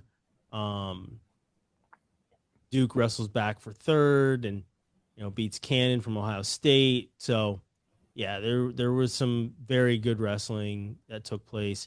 165, I think we already talked about it. Caliendo not shaking hands. I think that was the biggest storyline here. I don't think that anyone expected Mesenbrink to not win here.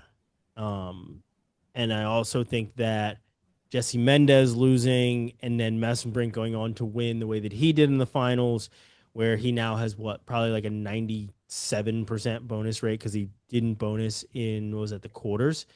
Yeah, I think, yeah, like this 6-0 match, I think he even more so is going to be the Hodge vote now without the threat of Mendez. I don't What's think funny, that Haynes will be, though. I don't think Haynes will be a threat for him to win, to take away the Hodge from him. yeah. My thought after that Hefner match was like, oh shit, Mesenbrink just lost the Hodge because he didn't get a bonus there. And that was kind of what getting him through. And then Mendez lost. And like, oh, guess he's still good. Mhm. A couple notes on this one. One, Nico Ruiz figured things out at the perfect time. And the last month of his season was incredible. His run at the Big 12s and then his run through this bracket, phenomenal. Congratulations to him. That was incredibly well done. On the ACC side, it was frustrating. I mean, Hefner was able to get through, but his wins 11-4 in the opening round, 3-0, and lost to Mesenbrink. On the backside, he won 1-0 against Ryder Downey in the blood round, and then lost to Ruiz 2-0 and won 9-1. So he scored more points in his last match than he did in the entire tournament offensively. But then Denny lost a super close heartbreaker to Sparks, 8-7, and EJ Parker, who had an amazing run, lost in sudden victory. EJ Parker was fucking awesome. He beat Erjao first round for the 27 seed, beat the 6 seed, then beat the 11th seed, Ryder Downey to get into the quarterfinals against Caliendo. And then on the backside, he lost to Gallagher in sudden victory 5-2. Got taken down right off the whistle, though. I mean, Patty hit it right off the whistle, which would have been awesome. Awesome story for EG to make it through, bumping up 2 weight classes and making a run. But he had a great tournament. I just noticed that 6 of the All-Americans were on the top side of the bracket. The only 2 from the bottom side are Joey Blaze and Michael Caliendo. But in that Thursday night, you had Ruiz against Sparks, both All-Americans. You had Alvin against Lockett. And so if you look at just those 4 and you're like, 3 of these people will be All-Americans, you probably would have guessed that Ladarian Lockett would have been one of those 3. Yeah. Same thing if you look at Mesenbrink, Gallagher, Hefner, Bianchi. Yeah. You wouldn't have expected that Gallagher was. No, I would have said, Bianchi's probably in it with Mesenbrink, and then, I don't know, Hepner's had a good year. Yeah. But yeah, Great shout hair. out to Patty Gallagher for getting that done, by the way, too. I feel like he was, obviously such a huge recruit, and then just took a minute to develop, but getting on the podium is huge for him. In Cleveland, too, which is nice. You mentioned Lockett, and I saw people talking about him getting upset and everything else. Like, man had aspirations and goals to become a national champion this year. Yeah. And he has done a lot of winning to the point, like in high school and for the most part in college as well, where he expects to win. He doesn't expect to lose a match. He doesn't even and especially get pinned. Like pinned, and I mean, you have to tip your cap to Alvin, but when you look at Lockett's year and you see how he beats Caliendo at the beginning of the year and how he's riding high. I mean, obviously he flew a little too close to the sun with some of these very tight, close matches and not attacking guys and just like blowing guys out of the water when you think that he should. But man, him not being an All-American was something I did not see coming. He had a great year.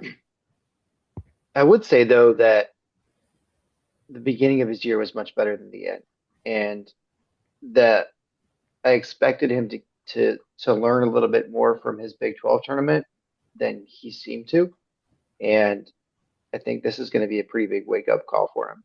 You could see that. I mean, there's certainly still a lot of youth and I'm not saying immaturity in a bad way, but certainly he's not a mature guy yet, and with the way he handled those losses.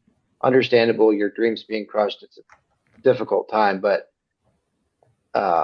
get over it, kid. Your dreams are going to get crushed plenty more in this lifetime. Suck it up. All right, suck it up. But no, like just not what I would expect from him, and I think that's the mental part of his wrestling is going to be a bigger adjustment for him than is the physical part, because he's fine there, but I think he's to build up a little bit more mental dexterity there to really get through.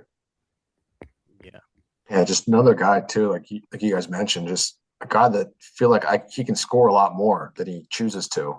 So once he starts realizing that, another summer with David Taylor and company there, I think will help build his confidence of his offense. But yeah, you can't just win every match going in overtime. It's not going to fall your way all the time, especially at NCAAs where all those guys are gonna know that. So all those guys are good. That's why they qualify for the national friggin' tournament. 174, I think, went as expected. Except for Ruiz. Yeah, I mean him losing to Danny Wask that early.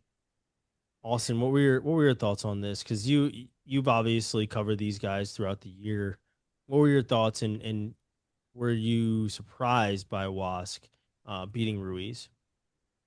I wasn't sure how to handle Wasp, because last year he was EIWA runner-up and then goes in All-Americans. This year, third at EIWAs. So we're like, okay, is he going to figure it out again? But whatever he does in between conferences and NCAAs, it's working for him, because he really turns it up, and he's top performance at NCAAs compared to EIWAs. But yeah, I mean, the season Ruiz had, you feel like on paper he wins that one, but and he All-American last year, was hot last year at NCAAs as well. I think he got 4th or 5th last year. So, and Wasp was 8th at the same weight, and they didn't meet last year, interestingly enough. So, yeah, I don't know. When the Ruiz not All-American at all was pretty shocking. Lost to Wasp is understandable. He's an All-American, but coming back and then losing on the backside, who did Ruiz lose to?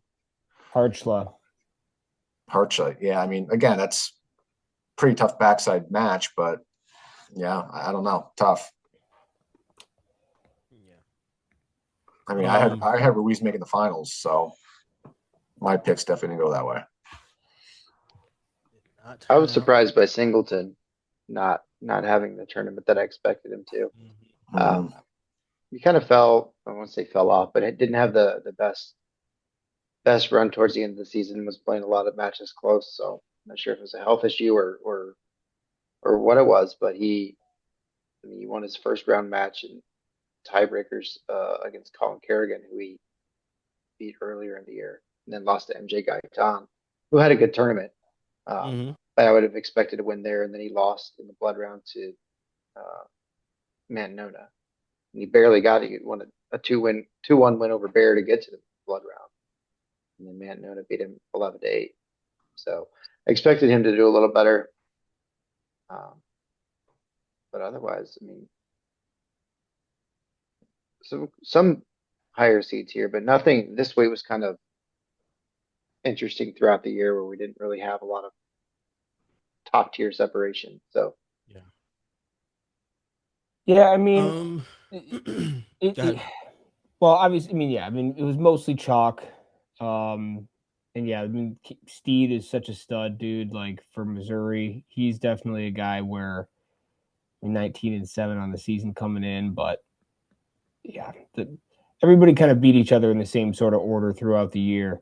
I am gonna miss, Patrick Kennedy and Harshla and just the grinding style that those guys had. Kennedy Danny said Watts, he's going freestyle though. So who is? Kennedy said he's going freestyle. I think Carso will obviously.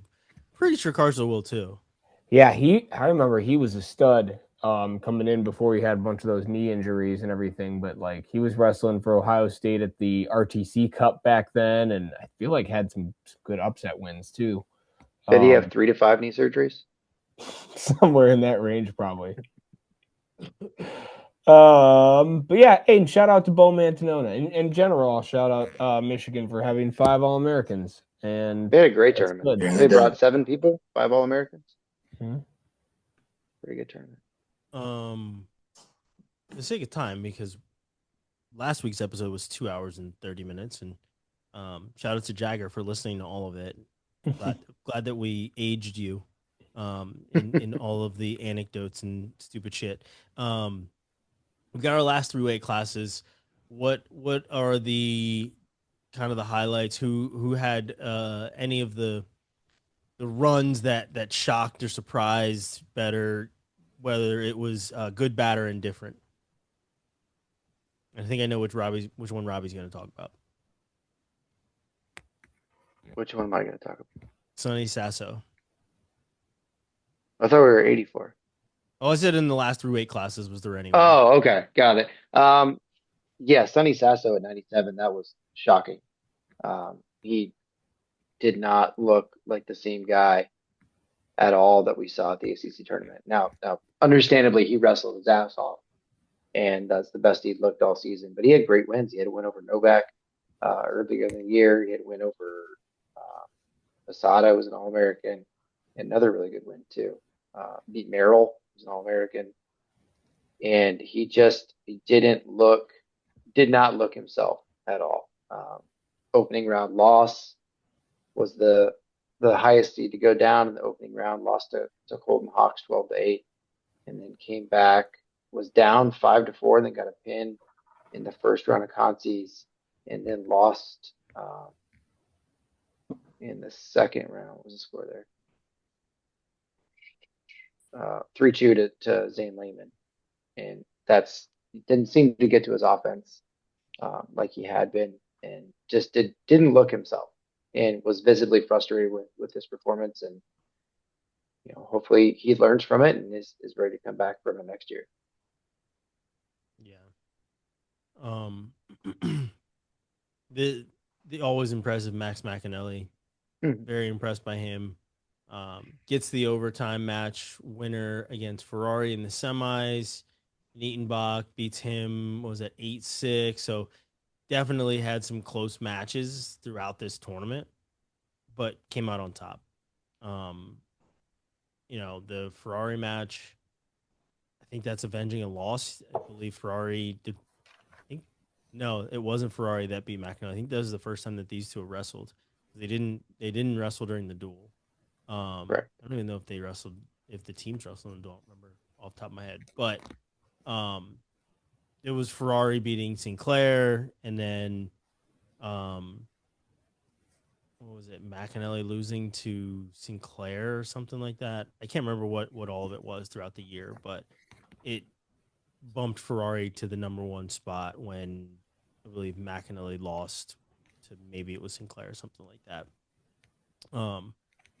But very impressive to avenge that loss. Beating Nietenbach, beating Bullock, like very good run for McAnally. I don't think it's unsurprising, obviously. I mean, I think there were a couple of us that did pick him to win the title here. But very impressive none the least. Obviously, Welsh, very impressive as well. But I think we already said it. Like, we would love to see him attack more. We'd love to see him, shooting more on guys that are his caliber or maybe even above, right? So like, let's up the attack rate.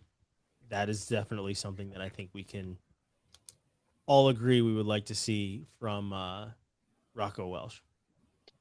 Yeah, 84 was unfortunate with the way the medical forfeit stacked up. Allred broke his ankle.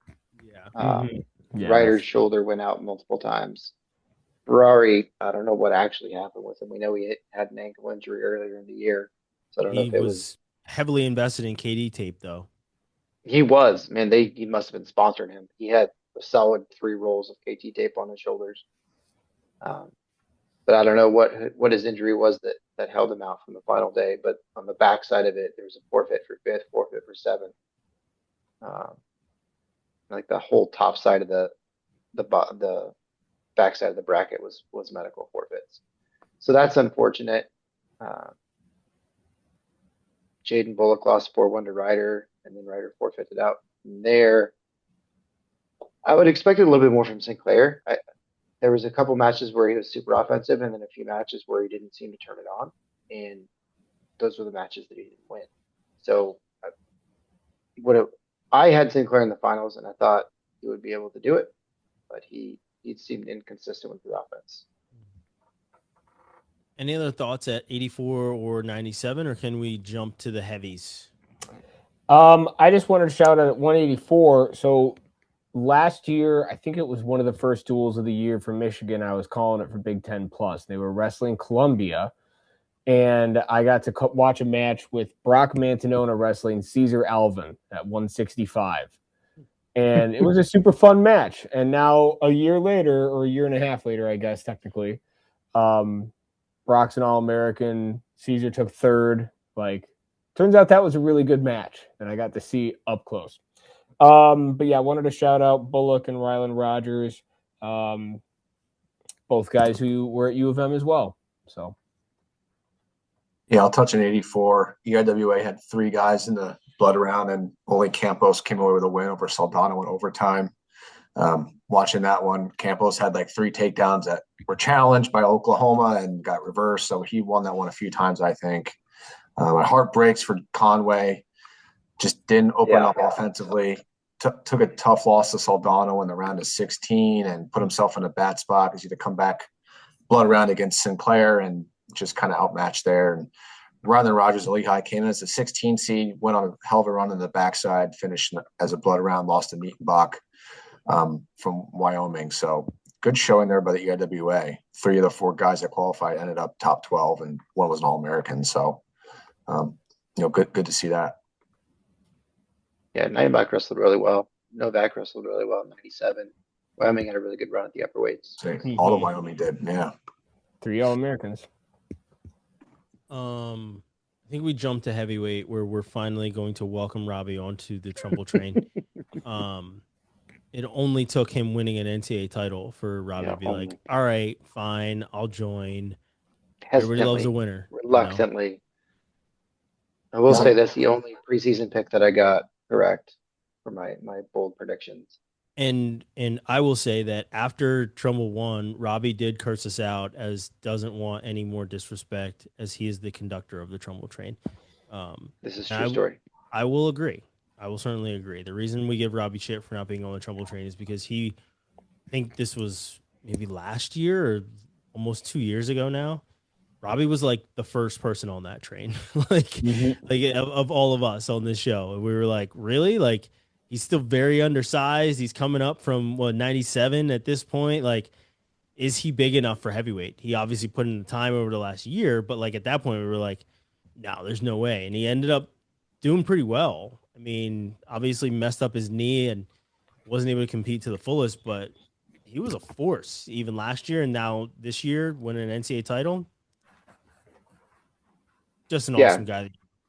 Super, super impressed. And you get solid run through it. Got a pin in the first round over UVA, Brennan Morgan from UVA. Got a major over Brady Colbert. I asked him after the fact, I was like, do you outrank him? But they're actually apparently the same rank going in. both going into the Army as officers. And a good match over Doucette, shut him out 4-0. And then a really well executed match against Gadali, 4-1 to get to the finals, where he pretty much controlled Bastida like nobody else has this year. Mm-hmm. So super impressed with Isaac. He's a great kid. He's not even a kid. He's like 24. Great guy. Super looking forward to his future. He said he wants to try to continue to compete. He put in for Ranger School, so he'll be up for some training this summer. But he's hoping that he'll be able to get the call for WCAP, so he's able to keep competing. His baby's due in a couple weeks, so he got married last summer. About to have a baby. It was pretty cool. He said he flew his sister out to Raleigh so she could drive his wife up to Cleveland since she wasn't able to fly. So awesome story. And then traffic being there for him, it kind of speaks to the impact that Isaac's had on the program. And it was really cool to see. I'm really glad he went out on top. Awesome. Let's keep it in the NC State realm, but let's turn the page to coaching. And some of the news that came out yesterday was Hayden Hidlay stepping down at Stanford, and now he's going to be headed off to NC State.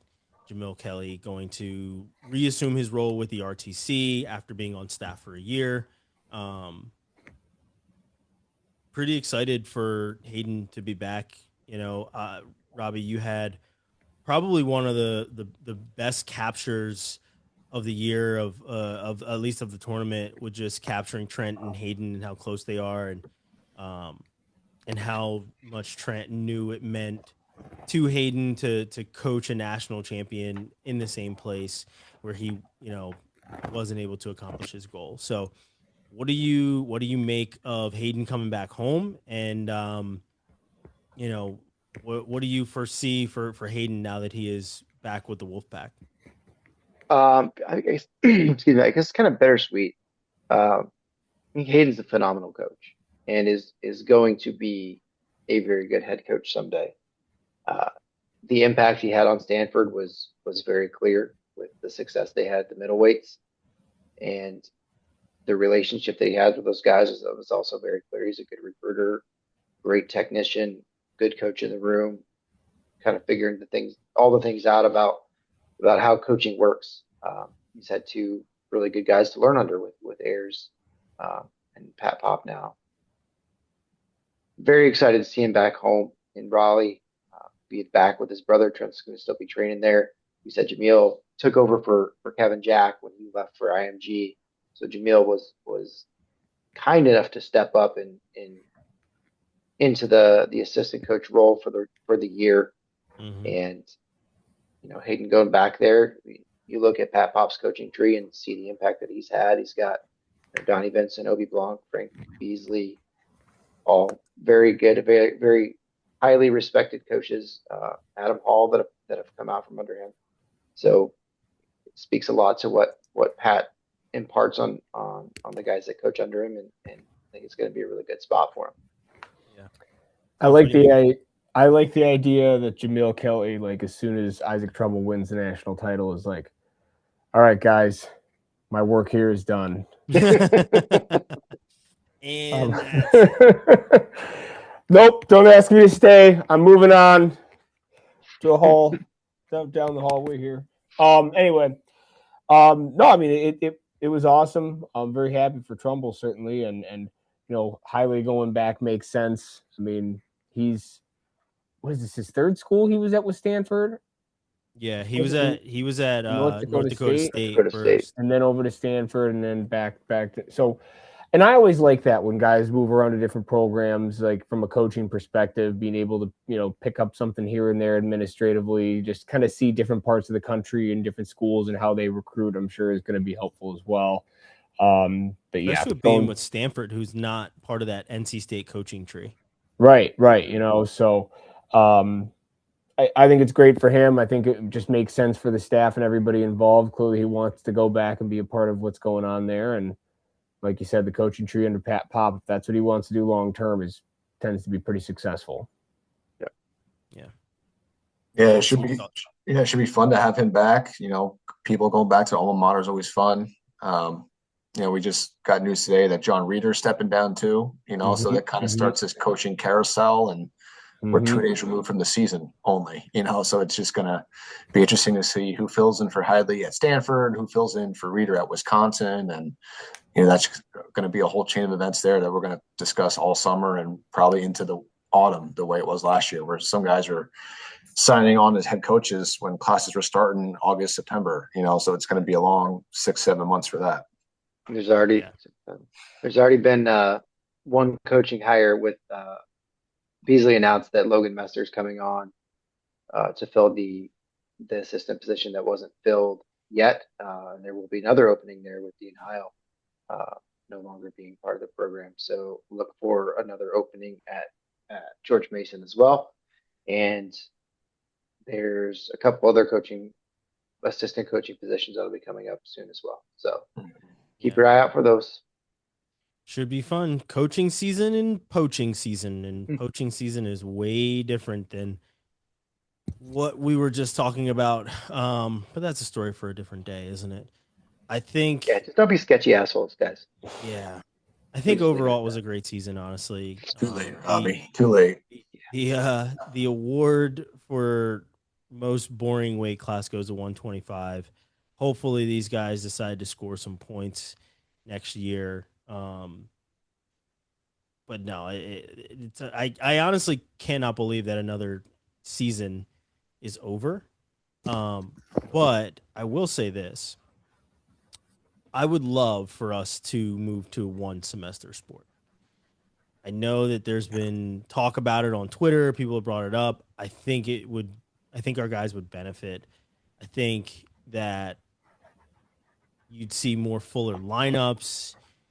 Guys wouldn't be as worried about maybe the load management or taking this off. Like, you could certainly even return our tournaments like Scuffle back to what they were, right? Where maybe that kicks off the season instead of something else. I mean, obviously I'm not advocating for it to be like in a completely different year, but like, let's kind of split here and see what we can do on not having such a damn long season. Like, it is a lot. Like, it is a ton, and it keeps changing every year, from NIL to this recruiting to that recruiting to Bo Bassett is going here. Holy shit, Jax Forrest is coming out of high school and now he's going to start. Like, this season, it just had everything. And, like I said, I texted Sean Gray and congratulated him and the staff on an NCAA title. And he said, we're just getting started. So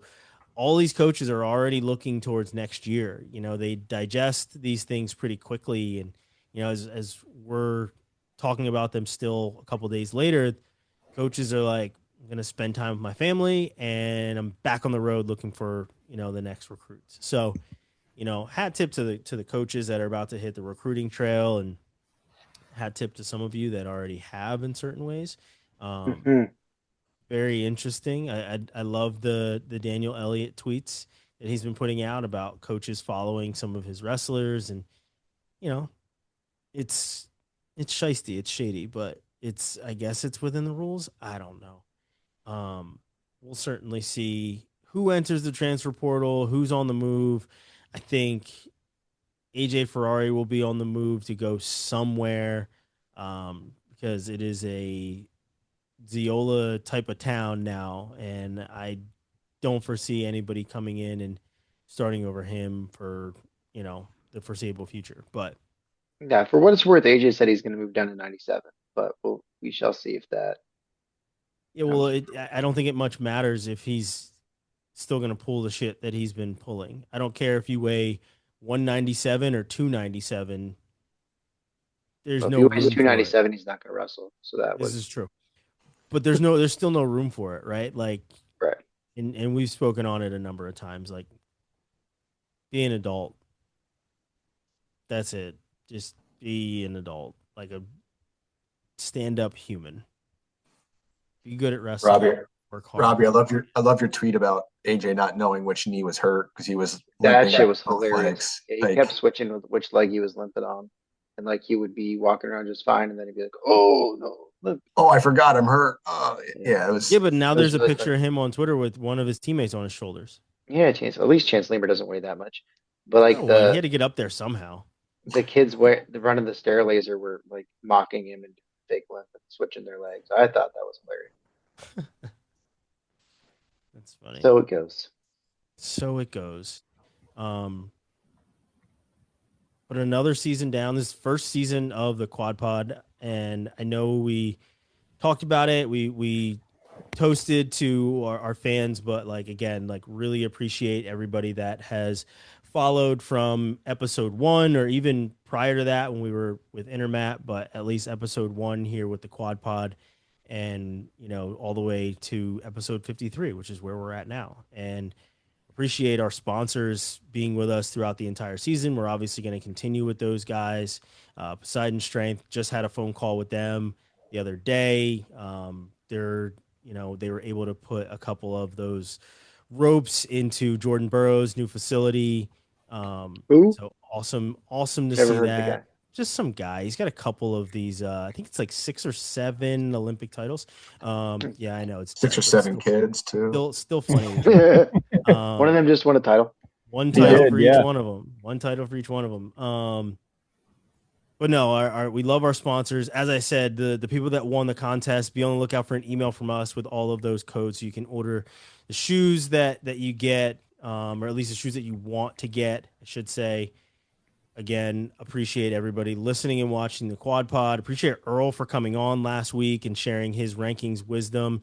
And anybody else that we've had on throughout the year as well. We're certainly going to be looking to do some more interviews and things, but we're going to take a bit of a break. I'm moving into a new house.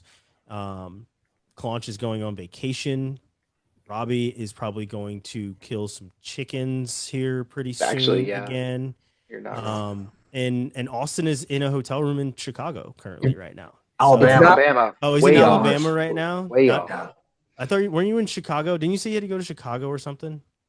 I had a layover in Chicago. Maybe that's what you're There thinking you of. go. That I remember reading Chicago in the text, so that's why I Yeah. said Chicago. But he's in Yeah. Alabama right now. So I want to point out for people that are concerned, when Robbie's killing chickens, like it's not what you think. He plays Russian roulette with chickens, and it gets really weird. It's worse than you probably thought it was. But he's a sick man. he's a sick man. Sacrifices, like some of the. I won't get into that. Sorry. It's actually how we all became friends and how this show exists. There was a blood oath. There was a seance or something. A couple chickens were killed. No, A lot One of of those kidding. wrestle for Penn State. What are you talking about? yeah, right. But no, like I said, we appreciate it. We're going to take a bit of a break. We'll be back for freestyle season, but like I said, I'm moving into a house. Austin's traveling. Robbie has to kill things, and we'll see you. I don't know when, but pay attention to our Twitter. We'll tell you when the show's coming back. Pay attention to all our social media, and We'll be back for the U.S. Open. Yeah, we'll be back for that. We'll give Should you do we'll give you some heads up on that though. Should do a good Q&A too. Have all the fans ask a bunch of questions. We just go through and answer them. They can be wrestling related, non-wrestling related. I think that could be interesting too. Yeah, If they I'm want good with it. tips on growing a great hairline, let me know. Got Yep. you. I got tips on how not to. Yeah, Have some kids. have some kids. Yeah, I know how that happens. Yeah. Don't wash your underwear together, guys. Yeah. No. Again, we're rambling, but we're having fun. But yeah, we're gonna take a bit of a break. Appreciate you guys. Throw some questions in there, as Austin said, wrestling related, non-wrestling related, whatever you guys want to know about us or things that we think of in the wrestling community. Maybe even things that we've heard that we didn't say on the show before. Maybe we will put some of those things out as well if you're nice enough. But congrats to our winners of our contest. Again, shout out to Poseidon Strength as well as Adidas Wrestling. And we will see you guys around the U.S. Open for a preview. Peace.